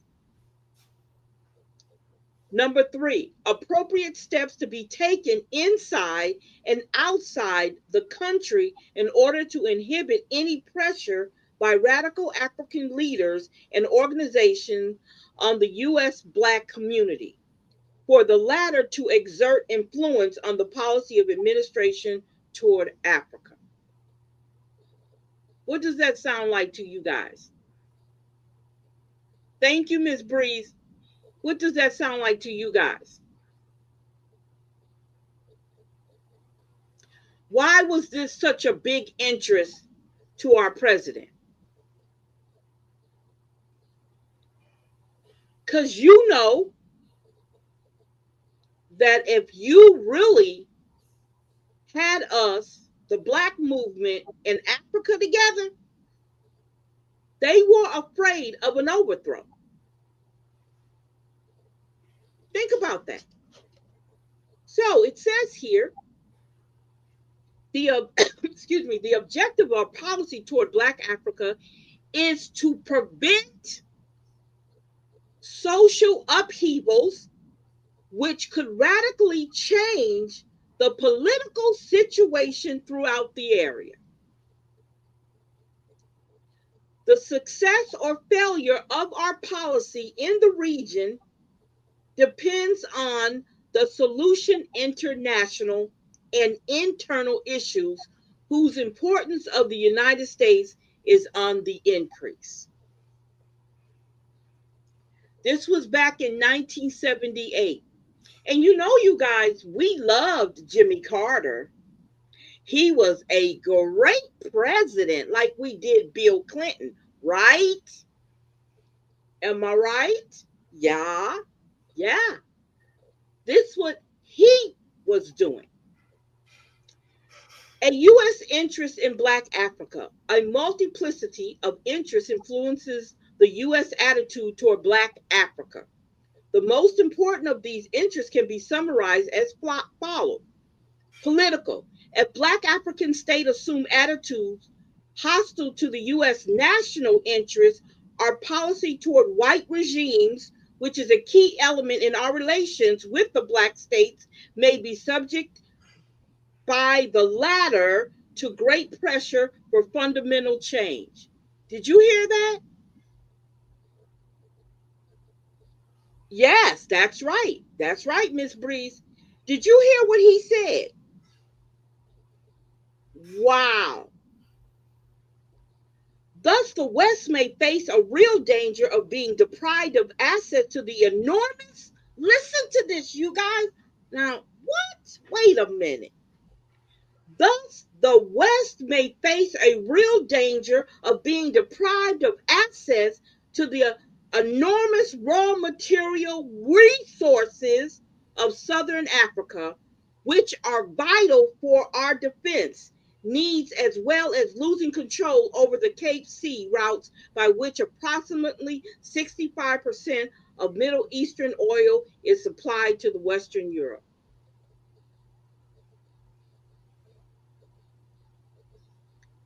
Do y'all get what? I haven't read this in ages, but did you hear what he said? Moreover, such a development may bring about internal political difficulties by intensifying the activity of the Black movement in the United States itself. They feared us coming together. Do not ever underestimate your power as a Black people. Let me say that again.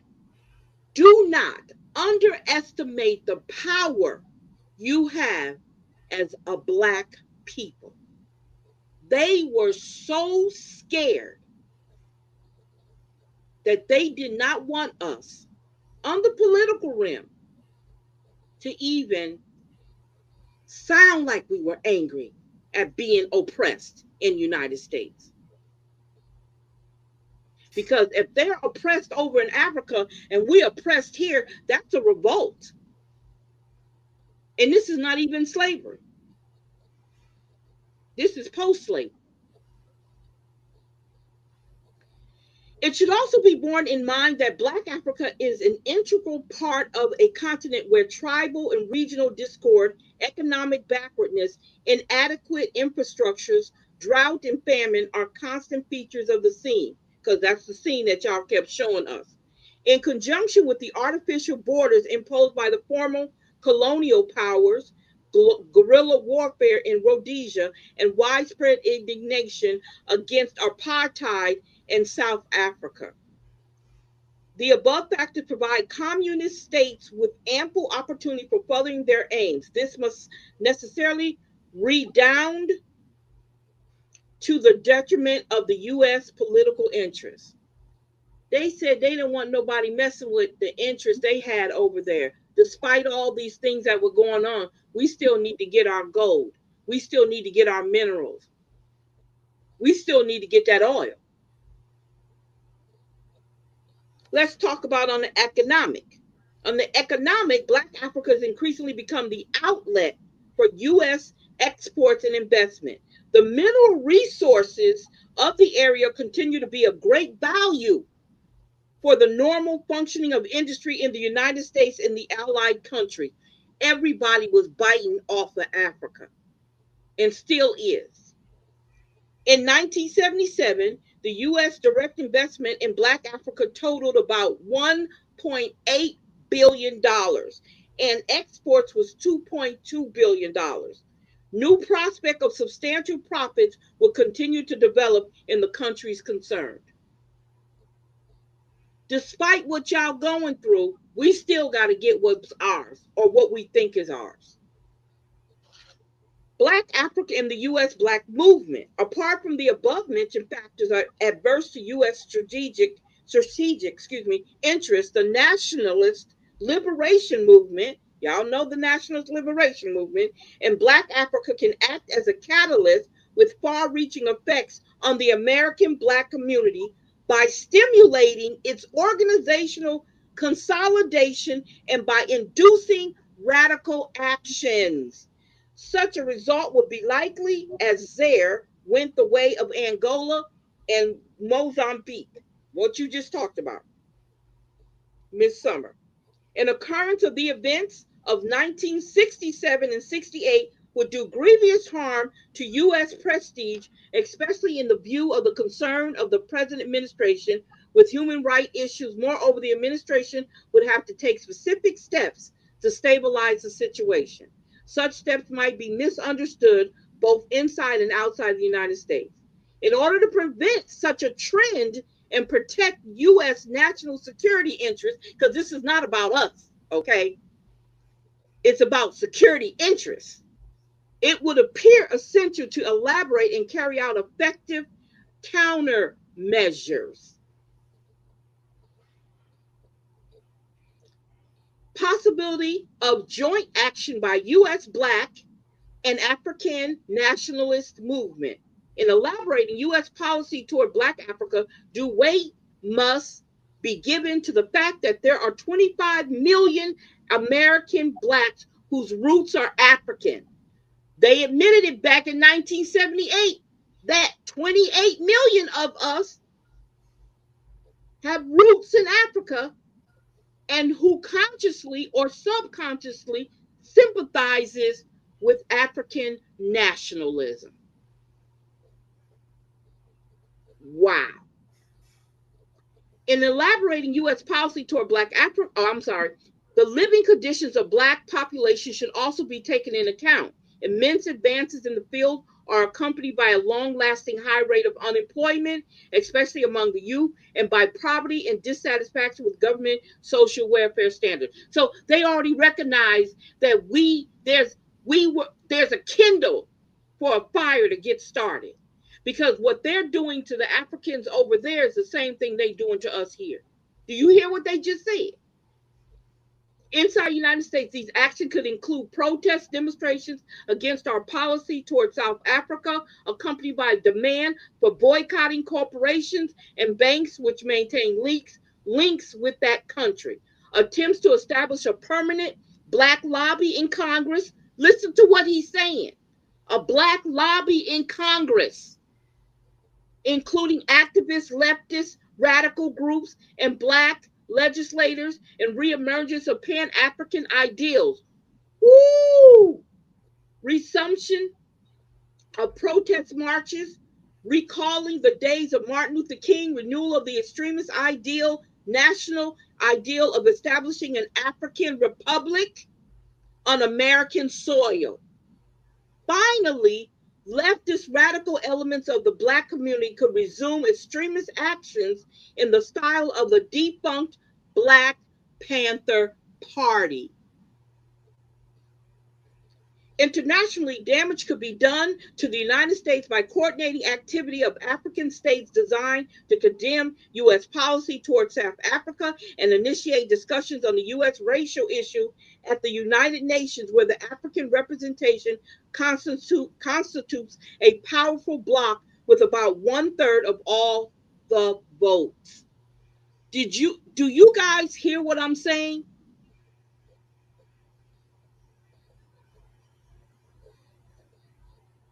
They already knew back then that we was a force to be reckoned with. This is why it's always so much disruption in Africa. That's why America is in Africa and keeping up all the stuff that's going on. What's going on in the Congo right now? And quote unquote Christians in Nigeria. They're trying to figure out a way to go over there. As long as they can keep a fight going on, a war going on, then we can't think about, hold up, we have family over there, we're connected to them, we need to come together. This is done on purpose, and now it's in writing.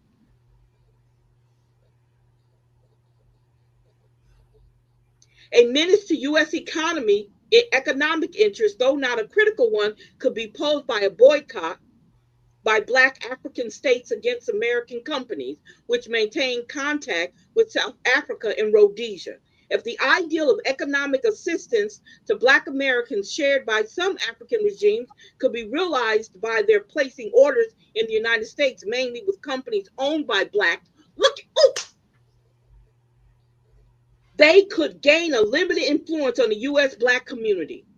Did you hear what I've been shouting from the top of the rooftops?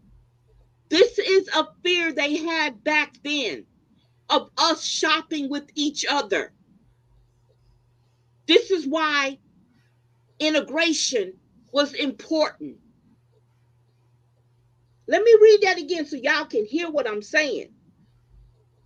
It says, if the ideal of economic assistance to Black Americans shared by some African regimes could be realized by their placing orders in the United States, mainly with companies owned by Blacks, that they could gain a limited influence on the U.S. Black community. They knew our power, you guys. They knew our power. So stop walking around with your head down. Stop walking around, woe's me. Y'all had power. They were afraid of our power.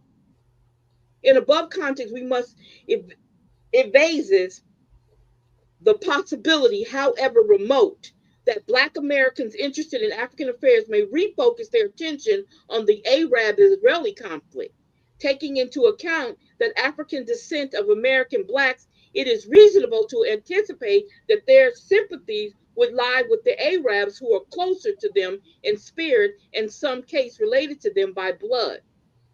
Black involvement in lobbying to support the Arabs may lead to serious dissension between Americans and Jews. Listen to what they said here. Between American Blacks and Jews. Wow. The likelihood of extremist action by either side is negligible. I can't say that word. But the discord may bring about tension in the internal political climate of the United States.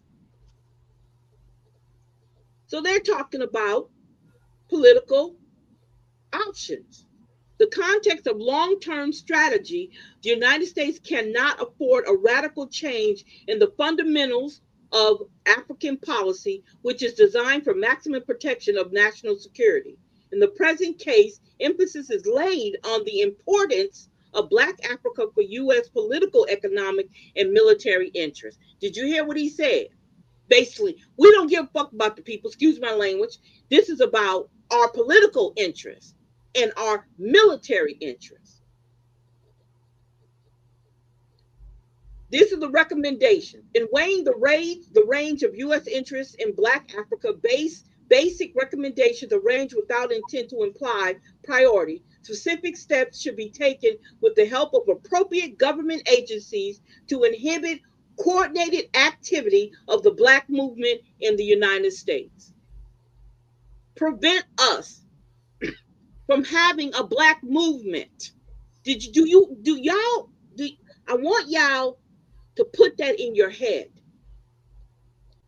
Special clandestine operations should be launched by the CIA to generate mistrust and hostility in American and world opinion against joint activity of two forces and to cause division among Black African radical national groups and their leaders.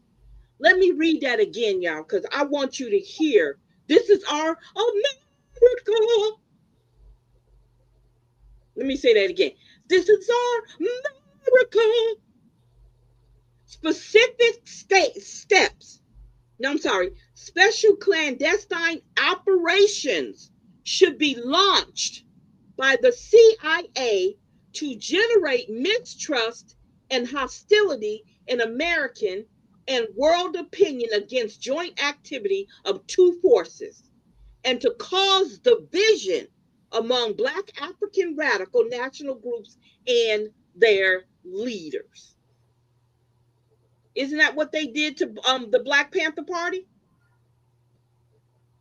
U.S. embassies to Black African countries, especially interested in Southern Africa, must be highly circumspect in view of the activity of certain political circles and influential individuals opposing the objectives and methods of U.S. policy towards South Africa. Don't mess with our inhumane policies that we have in place in South Africa. It must be kept in mind that the failure of the U.S. strategy in South Africa would adversely affect American standing throughout the world. In addition, this would mean a significant diminution of U.S. influence in Africa and the emergence of new difficulties in our internal situation due to worsening economic prospects. We wouldn't be able to come in there and steal and take all the gold and the minerals from them if we allow this to happen. Wait a minute, you ain't messing with our livelihood. Then it says the FBI should mount surveillance operations against Black African representatives. Let me say, oh, Lord. The FBI should mount surveillance operations against Black Africans representatives and collect sensitive information on those, especially at the UN, who oppose U.S. policies toward South Africa. They're blatantly telling you what they have been doing. The information should include facts on their links with the leaders of the Black movement in the United States and thus making possible at least partial neutralization of the adverse effects of their activity. Y'all tell me if I'm wrong. Tell me if I'm wrong.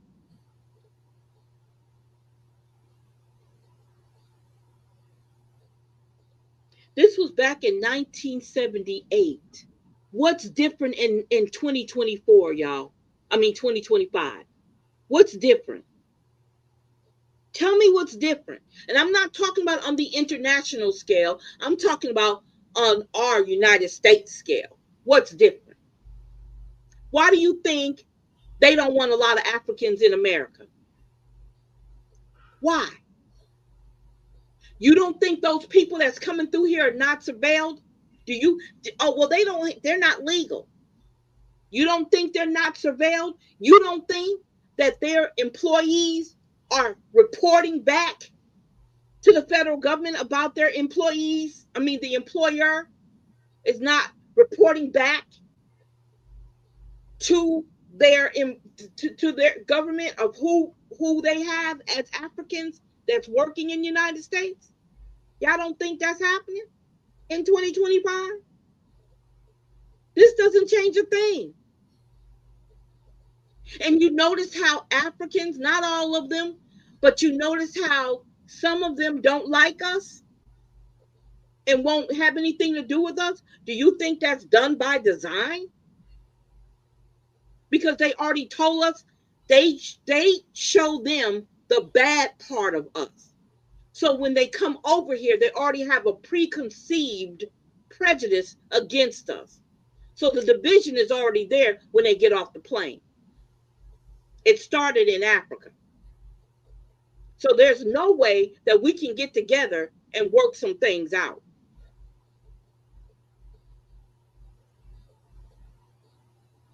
Think about that, y'all. It's still going on now.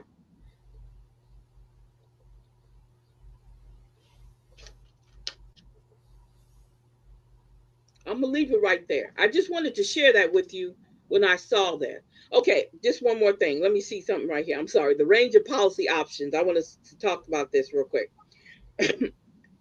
Okay, so it says here to take every possible means through the AFL-CIO leaders to counteract the increasing influence of Black labor organizations, which function in all major unions, and in particular, the National Coalition of Black Trade Union and its leadership, including the creation of real preference for adverse and hostile reaction among white trade unionists to demands for improvement of social and economic welfare of Blacks, to support the nomination of federal and local level of loyal Black public figures to elective offices, to govern agencies and the court. This would promote achievement of twofold purpose. First, it would be easier to control. Oh, Lord. They said doing this will make it easier to control the activity of loyal Black representatives within the existing institution. Your coons. There lies your coons. Second, the ideal of an independent Black political party, now under discussion within Black leadership circles, would soon lose all support. What did I say? What did I say? What did I say? That they were talking about having their own political party back then. Why do you think I keep saying that, y'all? But you see what they said they would do to stop it from happening. The ideal of an independent Black political party, they already know it's under discussion. Who's telling them that it was under discussion? Within the Black leadership circles, would soon lose all support. This is the reason why we don't have our own. This is, oh my God. It's so good to see it in black and white. It's so good to see it in black and white. All right. I'm done. I just wanted to share that with you. That when we talk about what goes on, not only on the national level, but what goes on in our government, on our state level, and on our local level, it is designed to be that way. They are so afraid of what we can do if we all come together. Now, I'm excluding the coons. Y'all can do whatever you want. Y'all out for yourself, survival of the fittest.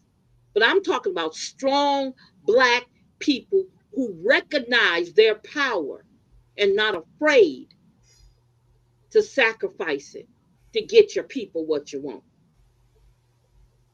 That's what we don't have. We don't have strong Black leadership. And as you see, they purposely to make sure we don't. We don't. We don't have it in our pastors. We don't have it in our education system.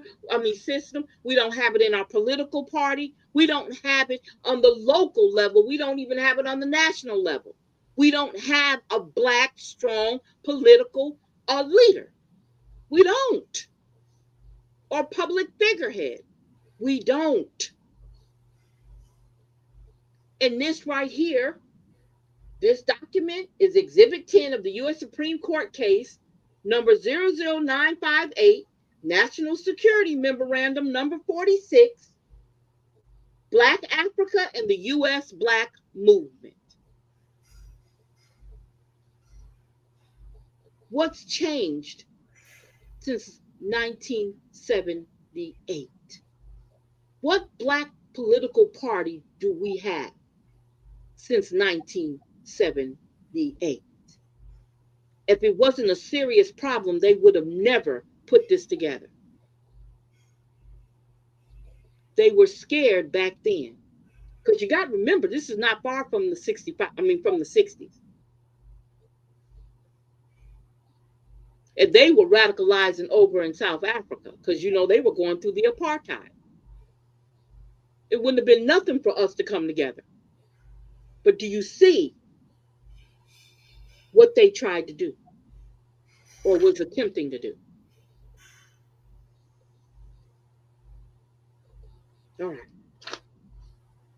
I just wanted to share that little bit of jewels with you guys because I want you to understand it's not gone. That's not gone. That's why we don't have a black political party, because they were afraid. That's why we don't have no strong black leaders. They were afraid.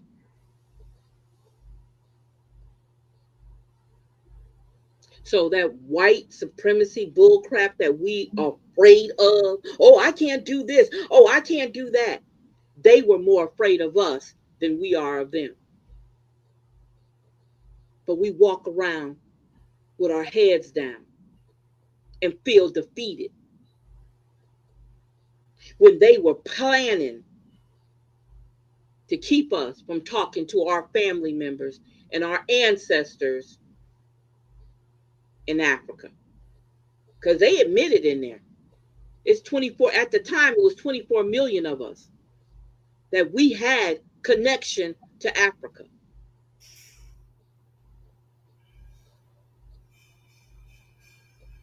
Okay, I'm done. I'm done.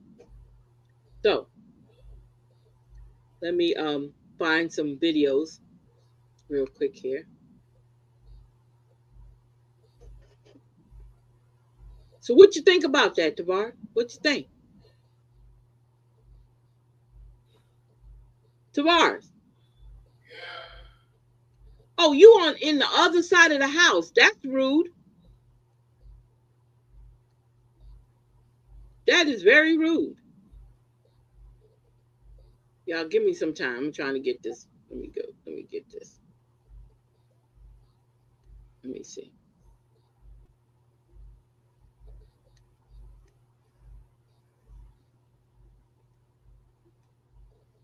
Hold on.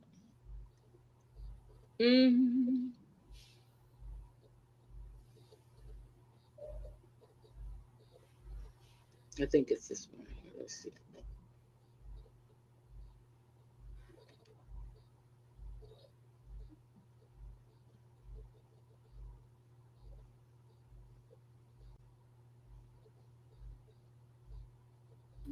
Came aboard and volunteered who helped me in this campaign. And I wouldn't like to call names, but I do want to say it was a complete campaign of everyone. I also want to thank the people who given me this opportunity. I would say to you today that I'll be a very transparent councilman. I've already notified the news media on any item that's on the agenda or that's not on the agenda, and they want me to give my viewpoint of it, I will. But I also will be speaking to you in a monthly telecast to tell you the items that's been going on in our city and what way we are heading. I know this job is not easy, but I can't say to you that I would work entirely all the time, 24/7, as some people say, to do the best job I can for you. I'd like for you to also remember that I will be available to talk to you. But take the time, schedule the time to meet with you. Come out to the neighborhood meetings. I need your help and your prayers. And I also want to say thank you again for giving me this opportunity.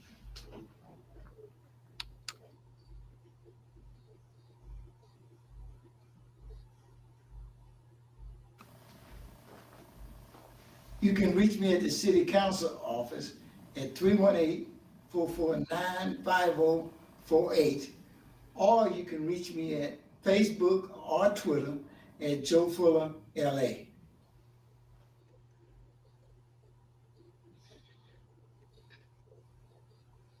Okay. All right, let's see what the next one is.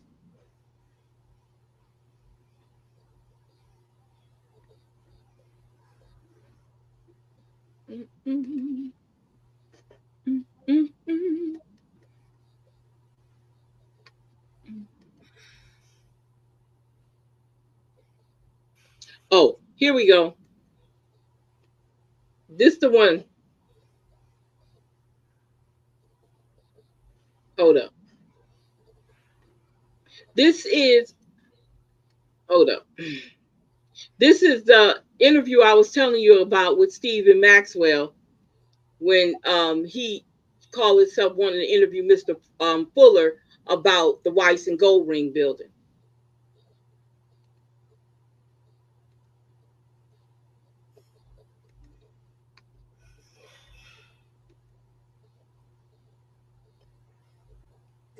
He asked for no city money.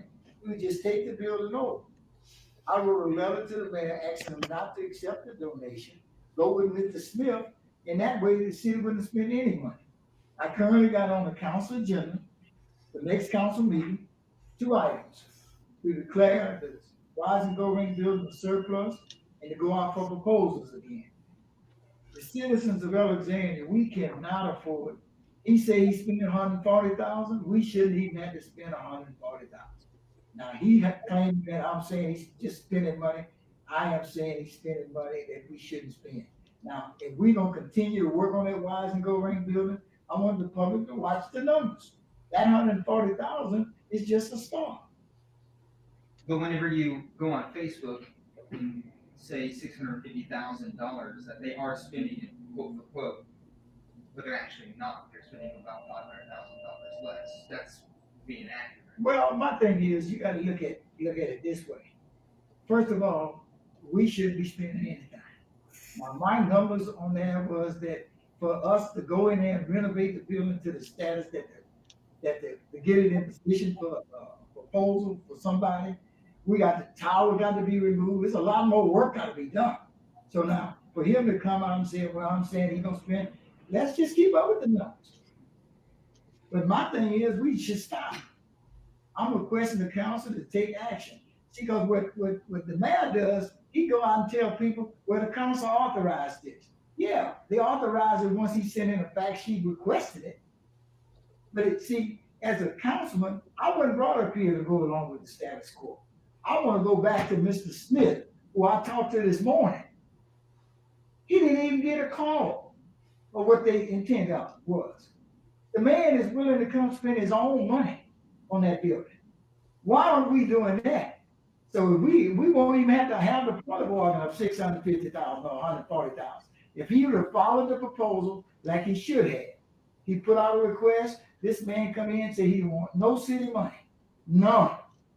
But while we over there spending 140, I'm not arguing the point of how much you spending and what we spending. We shouldn't be spending anything. I got streets down there on Queens Court. I want you to go down there and look at it. The people living on these streets got potholes. The people can't get to their house. You go down 2-Lane Avenue, same thing. We got other priorities, and we got these drainage problems all over the city, but he's down here downtown spending money when he shouldn't have to spend anything. Contact Mr. Smith. I got his number and everything for you. If you want to do some investigative reporting, investigate that. Why this man, when he went out there, he sent a request in, and the man answered the request and said he wants no city money, and Jock is over there spending money that he shouldn't have to spend. Now, if it's 650 or 140, shouldn't be none at all. So I'm not arguing about what I said on Facebook. I'm saying that the council got a duty, and we got to be stewards of the people's money. And this project has a person who's willing to come in and take the city out of it. Why aren't we doing it? But what some would say that you're an influential person, you're an elected leader here in the city, and you're going online saying an inaccurate statement. What is your response to that? My thing is, inaccurate is not inaccurate. If you watch what that 140,000, he's got to make a report to the council. Councilman Fowler brought up, he want to report on the money being spent. Okay, that's 140,000. We both get that report at the next council meeting. But if you go over there and look at that building, that 140,000 that's been spent, it's a lot more work got to be done. So that statement is not inaccurate. But you said we are spending. Yeah, that's right. We are spending, and we gonna spend the 650,000. You're gonna be more than that to get that building up to where he gonna be able to put it in a position for somebody to use it. Right now, you go look at that 140,000 we done spent and see what you got over there. You got nothing over there still to bring out to. He asked that in his proposal, he asked for no city money. Now, y'all heard what he said, right? Y'all, yep, you're right. To this day, that's right. You're right. You heard what he said. You heard what he said. You see what he sent Stephen Maxwell over there to do that interview. Can you run it back real quick? Huh? Can you run it back? I was doing something. Okay, hold up.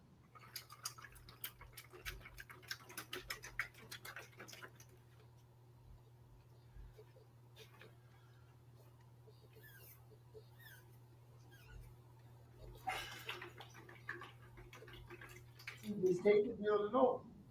I wrote a letter to the mayor asking him not to accept the donation, go with Mr. Smith, and that way the city wouldn't spend any money. I currently got on the council agenda, the next council meeting, 2 items. To declare the Wise and Go Ring building a surplus and to go out for proposals again. The citizens of Alexandria, we cannot afford. He said he spent 140,000. We shouldn't even have to spend 140,000. Now he claiming that I'm saying he's just spending money. I am saying he's spending money that we shouldn't spend. Now, if we don't continue to work on that Wise and Go Ring building, I want the public to watch the numbers. That 140,000 is just a start.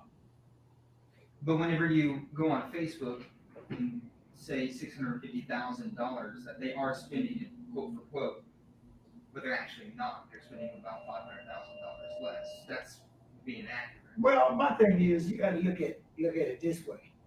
First of all, we shouldn't be spending anything. Now, my numbers on that was that for us to go in there and renovate the building to the status that to get it in position for a proposal for somebody, we got the tower got to be removed. There's a lot more work got to be done. So now, for him to come out and say, well, I'm saying he's going to spend, let's just keep up with the numbers. But my thing is, we should stop. I'm requesting the council to take action. See, because what the mayor does, he go out and tell people, well, the council authorized this. Yeah, they authorized it once he sent in a fact sheet requested it. But see, as a councilman, I wasn't brought up here to go along with the status quo. I want to go back to Mr. Smith, who I talked to this morning. He didn't even get a call of what they intended was. The man is willing to come spend his own money on that building. Why aren't we doing that? So we won't even have to have the point of order of 650,000 or 140,000. If he would have followed the proposal like he should have, he put out a request. This man come in and say he want no city money, none. But while we over there spending 140, I'm not arguing the point of how much you spending or what we spending. We shouldn't be spending anything. I got streets down there on Queens Court. I want you to go down there and look at it. The people living on these streets got potholes. The people can't get to their house. You go down 2-Lane Avenue, same thing. We got other priorities, and we got these drainage problems all over the city, but he's down here downtown spending money where he shouldn't have to spend anything. Contact Mr. Smith. I got his number and everything for you. If you want to do some investigative reporting, investigate that. This man. Hold on. He sent a request in. The man answered the request. I told you that day. My man said, request that. And then he threw it at him. Yeah. Hey, listen. Y'all don't have look. What I'm telling you earlier, what I was telling you is they not making those no more. That's right. You're right. They not making people like him no more. So we got the ones that we can build up and support. You got your Malcolms, you got your Jules, you got your Mr. Porters, you got your Eds, you got who else is in there? That's it. That's it. Yeah. They not making them no more like that. Yeah. And he told him to his face, it don't matter how much motherfucking money I said is spent. It shouldn't be none. Because the man came in with a plan and he said he was going to spend. That's what I'm saying. So if you don't think that the fix is in and the fix is in on you, then you lost. You lost. Yep. You see how he was talking about the areas that the money could be going in. You heard him say that, right? He said down Tulane. Them areas down there needed the money to go in. And said he want no city money, and Jock is over there spending money that he shouldn't have to spend. Now, if it's 650 or 140, shouldn't be none at all.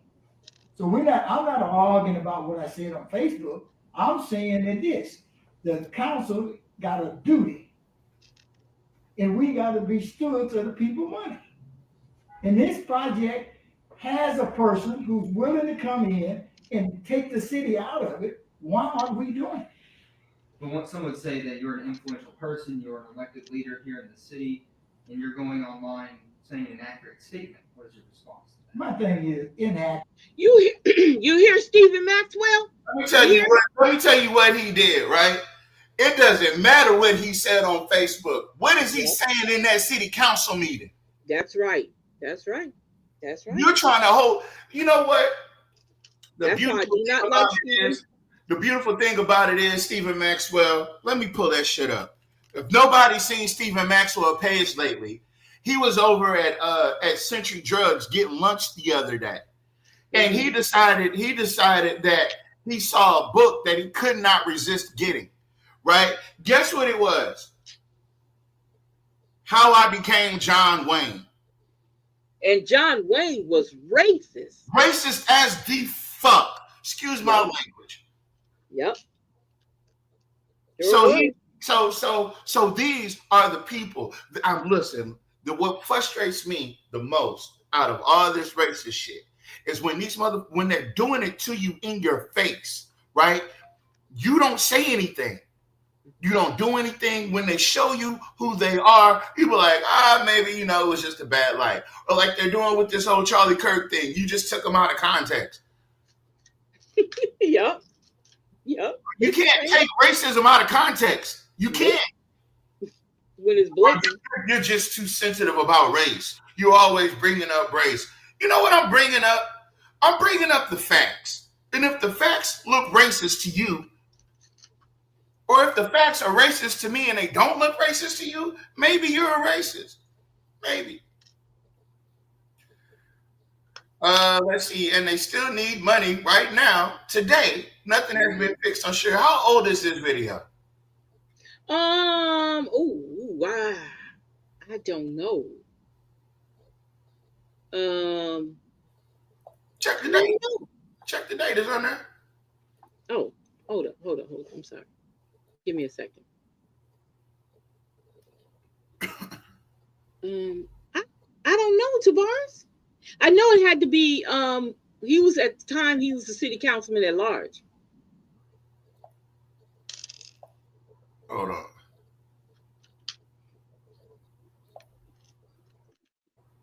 Let me see if I can show y'all, right? Because the first thing y'all gonna say is that's impossible. That's implausible, right? He said he had to pick it up. He couldn't help but pick it up. He needed to pick this up.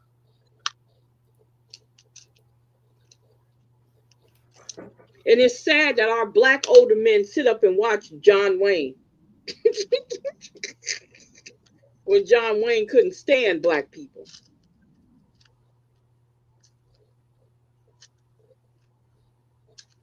There it goes.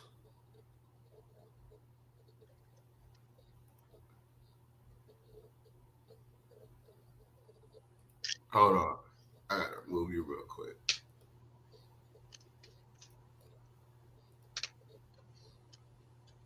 Yeah, I'm not making shit up. I'm not making it up, right? Because the problem is we don't see things right in our face. Mm-hmm. Yeah. Everything I know, everything I need to know, I learned from John Wayne. Oh my God, no, you didn't say John Wayne. Yeah, well, you can't make this up. You cannot make this up. Wait. I tell you what, I'm going to be fair, right? I'm going to ask I'm gonna ask Google AI.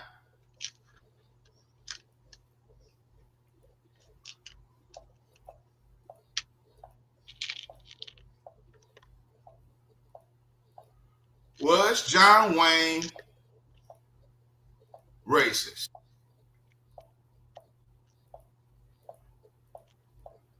But he said it himself.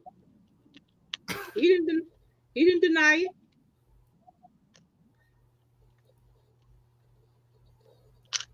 What does it say there? Mr. Everything I Know, Everything I Need to Know I Learned from John Wayne. What does that say there? Hold up. Let me zoom in on it. Yeah, zoom in because I can't see that.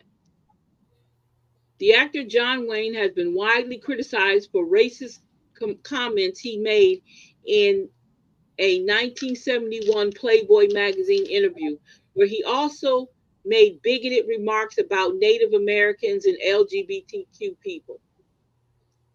In the interview, let me see what he says. Wayne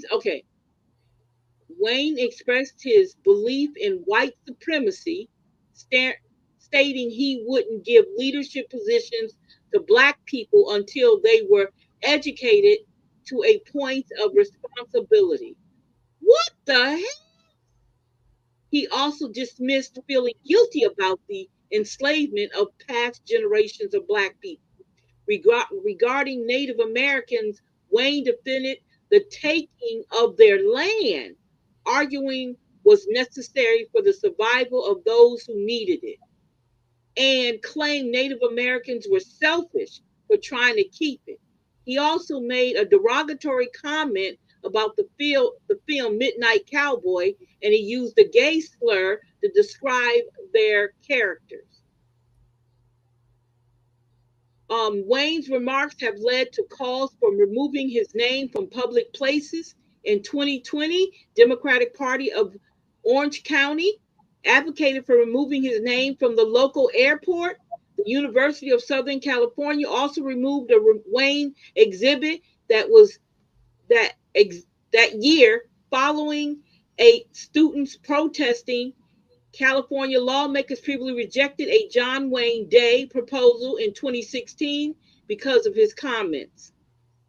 So the family defended him. Wayne's son, Ethan Wayne, he has defended his father, stating in 2020 that he was not a racist and that his comments were misinterpreted. He claimed his father did not support white supremacy and judged individuals based on their own merit. Oh, interesting. So let me go back.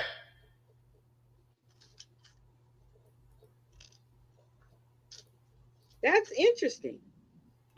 I was eating a burger at Century Grill today, and I saw this book for sale. There was no way I could pass it up. The price is not even up for consideration.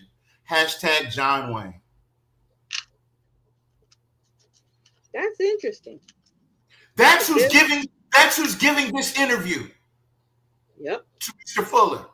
That's who's doing all of Jock's dirty work right now. Yep. So let me fast forward. Right?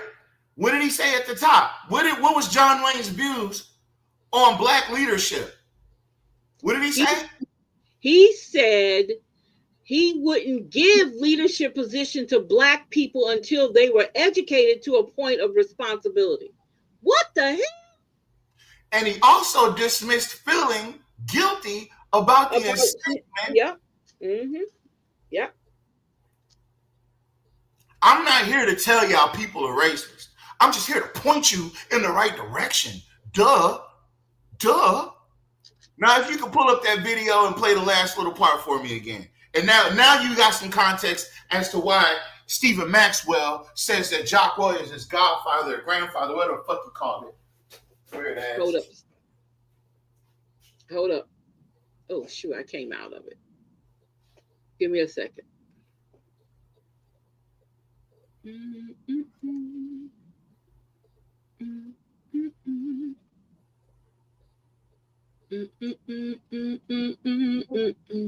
I gotta go all the way up. Here,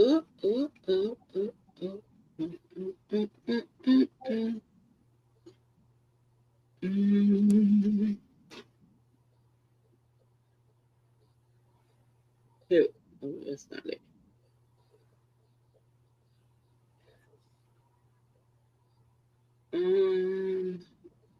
I'm getting into it. I'm getting to it, y'all. I'm coming. Okay.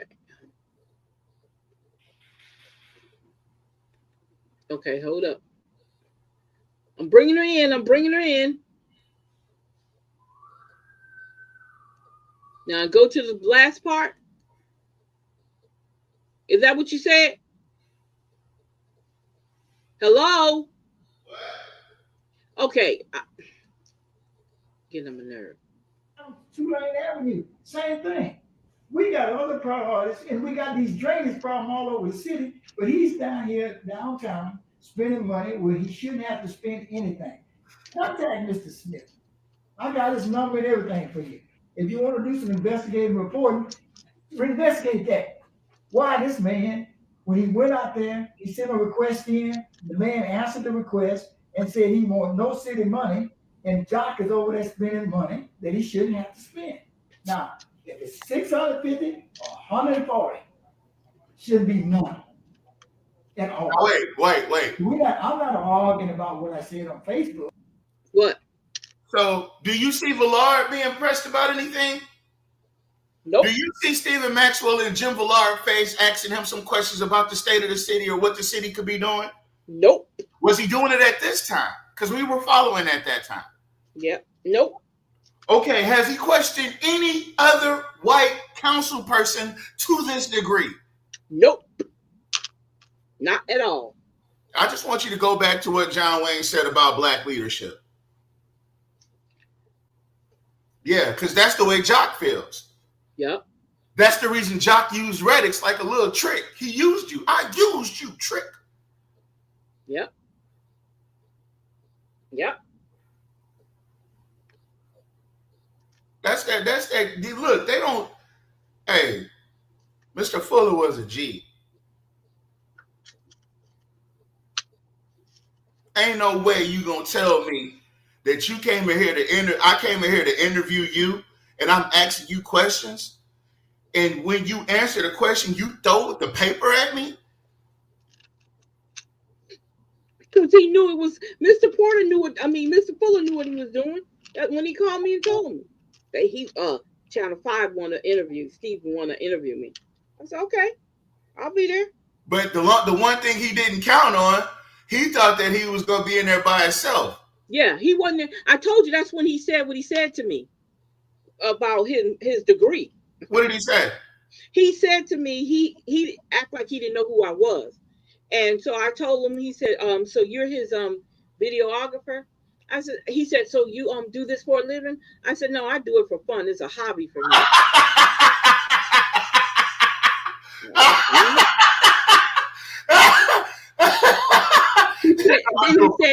He said, well, I got a degree in it. I said, okay. What you want me to? Yeah, what you want, a cookie, bitch? You got a diploma. You got a degree. What you want? Yeah. So that was his way of putting you in your place. Yeah. He thought he was.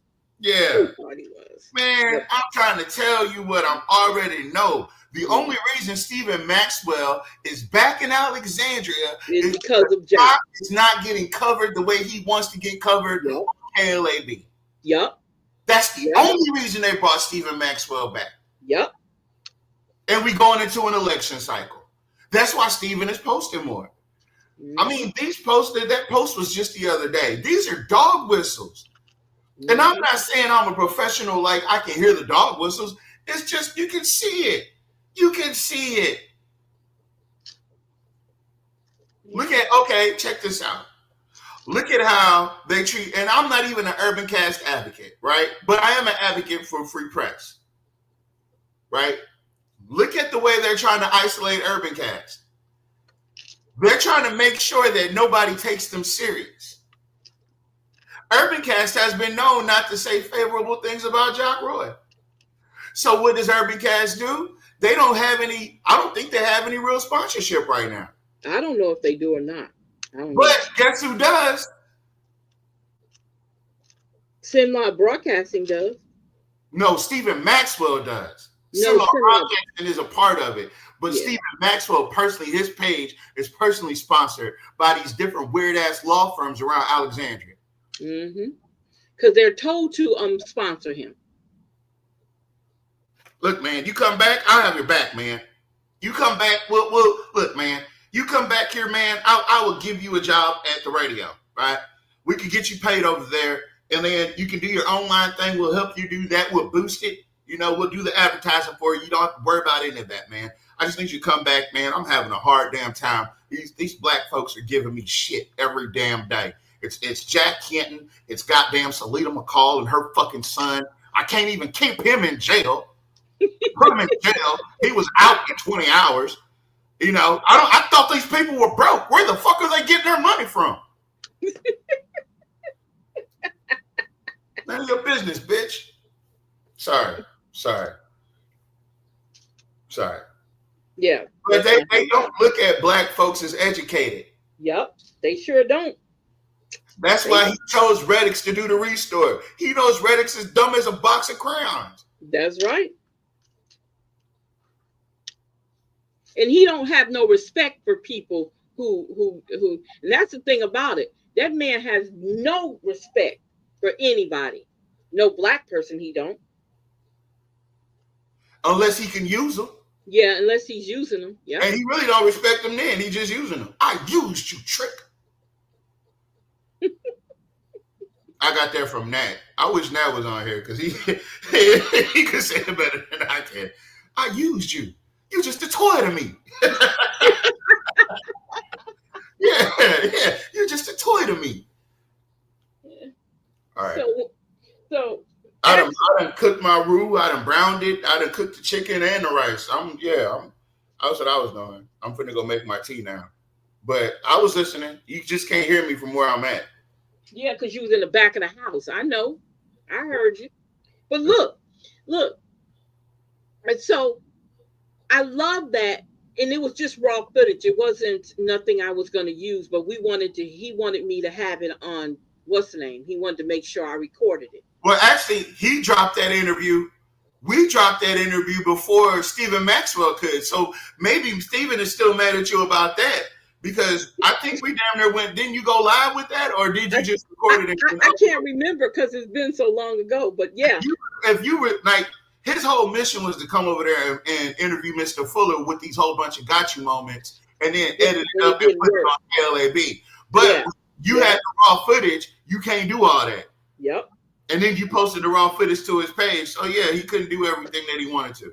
Yeah, exactly. Yeah.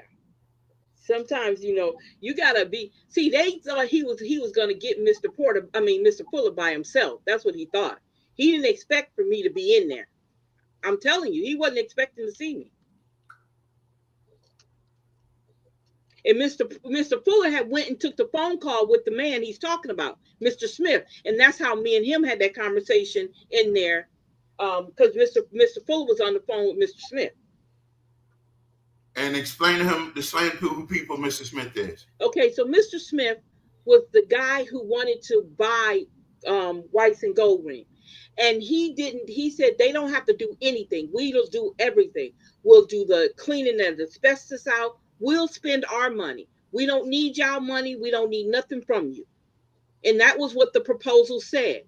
But Jock had, like we always keep telling y'all about him, is he always has a backroom thing. He wanted to spend the city money on that building. He wanted to spend your money. Let me put it to you like this. He wanted to spend your money on that building. That's what he wanted to do. He wanted to spend your money on that building. And Mr. Fuller was telling him, you don't have to do that because the guy who's coming in to buy the building, he's going to do everything. But he didn't want to sell that building to that man. That's what that was. Why didn't he want to sell it to him? Because he, like always, he wanted to have total control over it. And he wanted y'all money to go into that building. Was the man black? I don't know what color Mr. Smith was. I never got that. I believe. But yeah, he was on the phone with him when me and Maxwell was in there together. He wasn't in the same room with us. He had took the call. Y'all, I've been in some good monumental moments. You can't, that video, to me, that's a powerful video. We can't go spending the people's money any way we want to. Did you hear what he said? But what has Jock been doing since he been in that office? Spending y'all money the way he want to. And the city council has been complicit to it.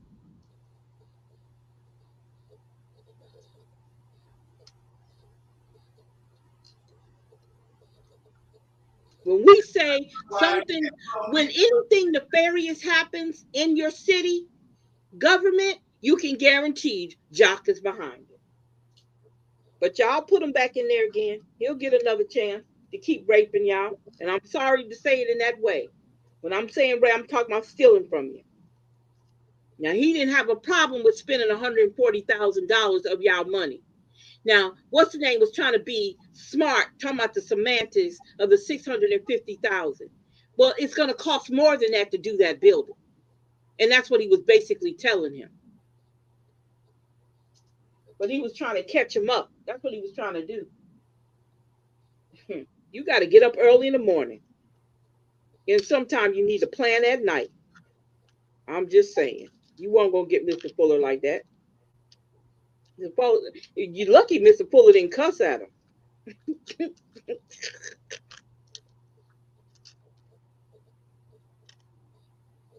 Threw that paper, like Miss Dixon said. He threw that paper in front of him. Yeah, he said, yeah, because he knew it was a setup. He knew it was a setup. Yeah, they were going to try to get that on him. And let me tell y'all something. As a person, when I say I am loyal to something, especially if it's going to be the betterment of our people, I'm loyal. I didn't have to come to that. I could have told Mr. Fuller I was doing something else. But I know the importance of what Mr. Fuller was doing. So I fully supported him. And I made sure I was there. Anywhere he asked me to be, if Tavares wasn't available, I was available. Because I supported him in what he was trying to do. I saw what he was trying to do. So I didn't mind pulling out my camera and setting up. Yep, he did. That's right. I didn't have a problem with that. I didn't care where we had to be. If I was available, I didn't have no doctor's appointment. I didn't have to do nothing around the house. I was there. All you had to do was call me. Sleet, I'm going to be such and such. Okay. What time you want me to be there? That's what you do when you really about a cause. You're going to show up. But that's just how I am when it comes to discipline.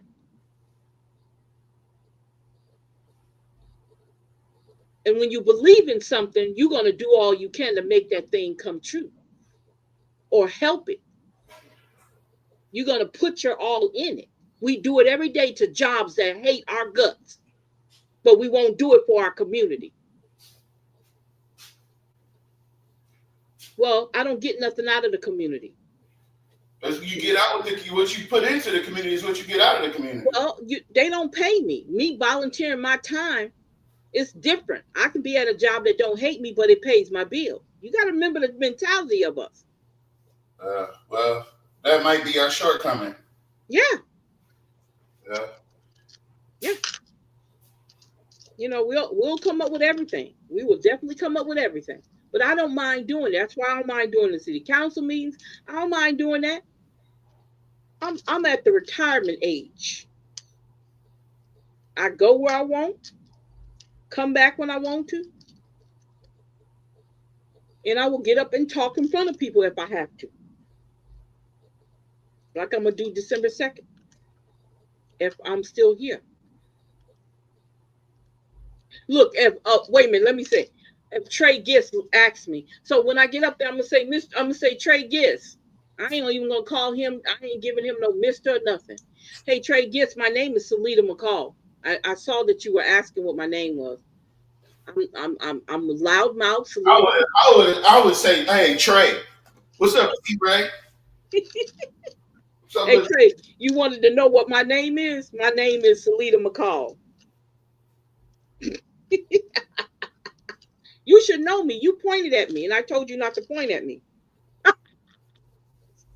You don't know me?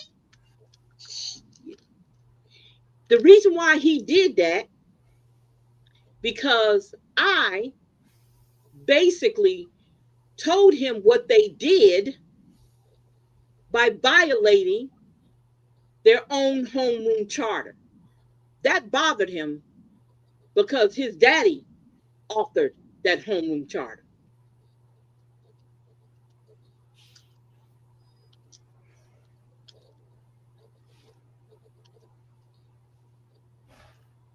That's what that was.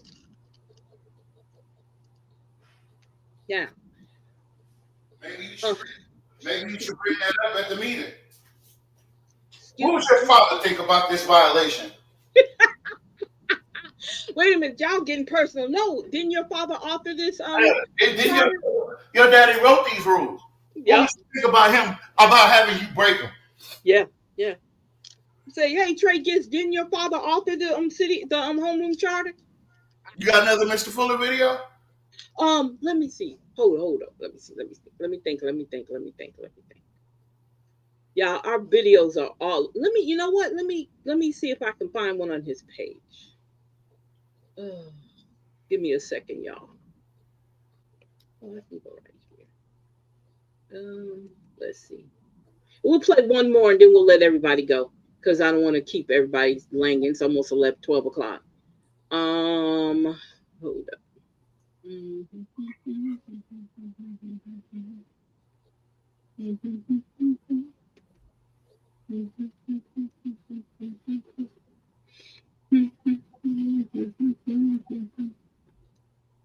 Are you actually have it on okay, hold up.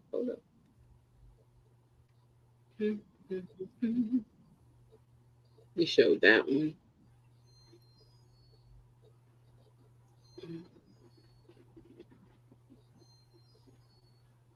I know people don't know this, but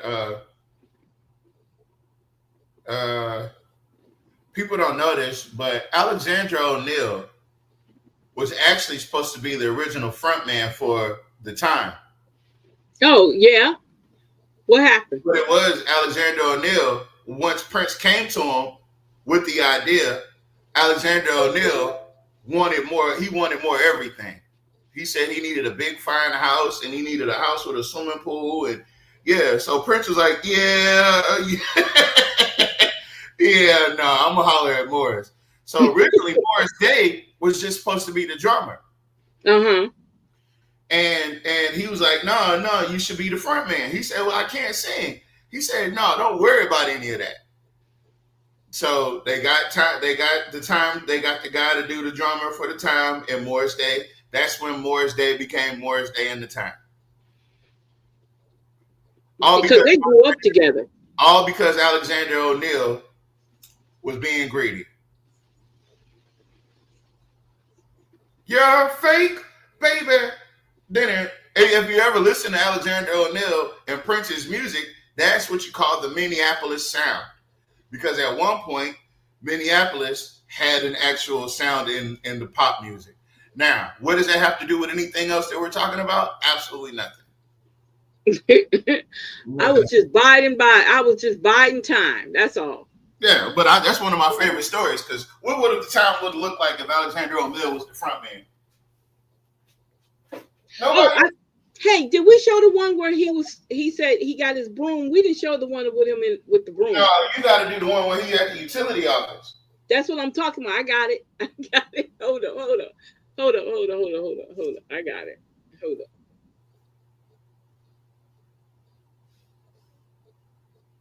I found it.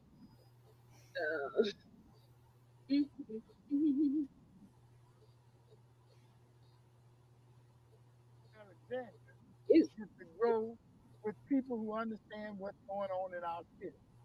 I say to you today, You elected me 2 years ago and asked me what would I do about these high utility bills. I have tried. I put an ordinance on to repeal the increase. Yes, I put an ordinance on to repeal the increase that was for 16, 17, and 18. The councilman didn't want to hear the ordinance. Yes, I said it. Go look at the record. They didn't want to hear the ordinance to repeal those increases. And I'm talking about Councilman Roosevelt and Councilman Jim Ballard. I said it. They didn't want to hear it. And now they want to run for re-election. And the sad thing about this, that former mayor, I call him the former mayor, said the other day, if you're going to talk about utilities, you don't need to vote for people like that. I'm asking you to vote for Quentin Slaughter and Gerber Porter. Yes, I said it. Quentin Slaughter and Gerber Porter. Also vote for Jeffrey Hall for mayor. I got to have some help. I cannot do it by myself. I need some help. 2 years ago, I told you I was going to get to City Hall and do what I got to do to reduce these utilities. But I can't do it by myself. I need some help. I'm asking you today, get out your broom, and we're going to sweep out City Hall. We're going to sweep out these high utilities. But I need your help. I need Jeffrey Hall, Quentin Slaughter, and Gerber Porter to help me. The same person you voted 2 years ago to help sweep out City Hall. Thank you. Hey, how long ago? What's the comments say? How long ago was them comments? 7 years? Yep, 7 years. Yep. Yeah. Well, like I said, we've invested a lot into this city. We didn't do it alone. Nope. We're still investing a lot into this city, and we're not alone anymore. We're not as isolated as we used to be. Even though people love to hate us, at least they watch, right? And that's what we make the content for. We make the content for those that need to know. And Stephen Maxwell is one of those people that need to know. I haven't forgot. I don't forget, bro. Listen, man. I don't forget. Remember when he used my video on his what's the name? About the underpass? No. He used that one. I think he used that one, and he also used the one where Mr. Fuller was talking about the drainage problem down on Spencer Street in District 2. You know what? We got enough material. I tell you what. I think at least once a week on this show, we're gonna have a Mr. Fuller night where we play one of his clips because we have enough material. But I have a lot more. We got a lot on the hard drive. Yeah, I just gotta I gotta find it. It's y'all, if y'all only knew. There's plenty of material on Mr. Fuller that we have. Yeah. We have a lot of B-roll footage. We have footage from when they do that the Halloween thing. Remember we went to the thing in the back of the neighborhood at the dead end? And party. You know what? That came up in when I was looking for something. I saw that. Yes. Yeah. So I think that Mr. Fuller's memory and his legacy is to be remembered and regarded as something that we should try to live up to. Because it's not, they not making them no more. Nope. They're not making them no more. And that now you see why we have the disdain that we have for them sellouts that try to run against them. That's right. Now y'all understand why it's still there. I'm not letting that go. And it's not a grudge. It's just that when somebody shows you who they are, the likelihood of them changing is low. They're not going to change. That's how they got to where they're at. If you're sitting up here and you truly believe in the 4 years that Reddick is going to be off that city council, he's going to turn around and run for something else, which Reddick's dumbass might actually try to run for the city councilman at large position. Yeah. They're going to put him up to do it. Yeah.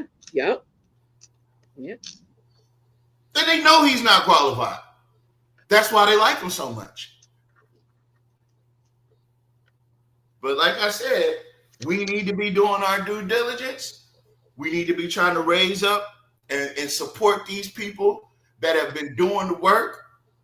We need to support these people that have been investing, not just us, but you need to pour into Mr. Green. You need to continue to pour into Mr. Malcolm until they turn coat. And I'm telling you right now, you can't. I'm sorry. They're not gonna turn coat. No, I'm not. No. I'm just saying that's for anybody. It don't matter who it is. No, because we're not pouring into nobody that's gonna be no turncoat. I can't do no. I can't. I don't care. I mean, I can't. We not. That's casting your pearls amongst the swine. Exactly. We don't have that many pearls to begin with.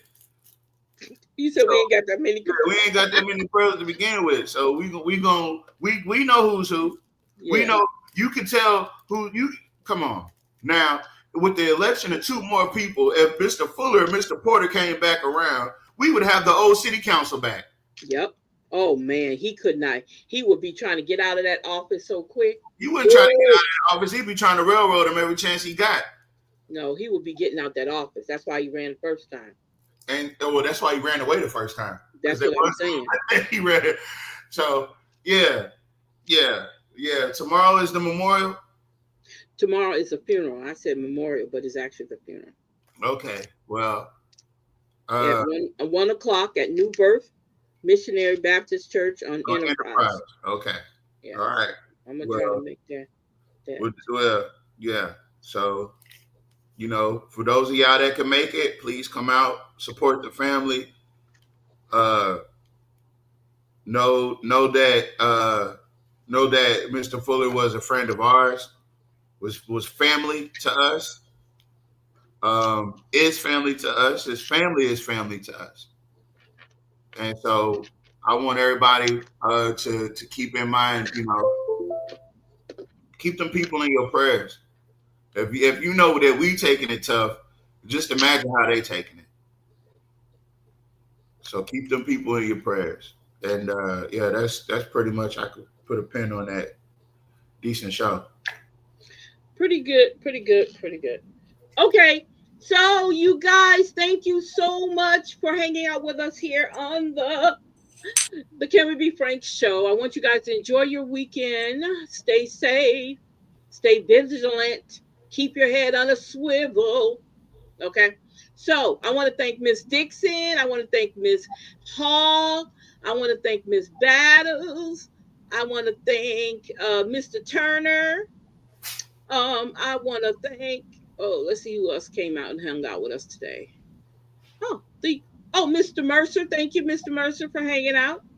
Let's see who else did that. No, that's it. Thank you, guys. You guys have a great evening. Oh, and don't forget, Miss Dixon and Miss Hall and anybody else, because I know they're always there. I will be back Sunday. So we'll be back and continue with our deep conversation. I want to. Okay, we'll see, because I got something I want to talk about, but I don't want to. We'll talk about it then. All right. So you guys have a great evening. We love you. Bye bye. Oh, I know I want to tell everybody. Hold up. I got a chance to talk to Miss Agnes today, finally. So I'm going to try to see if I can get her back on the show again. I'm going to see if I can do it. But she's doing fine. She said hi to everybody. So I'm going to see if I can get her to come back on the show. When I say get her to come back, is because her phone sometimes, she trying to make sure she can get in is the hard part for her. So you guys have a great evening, and bye-bye.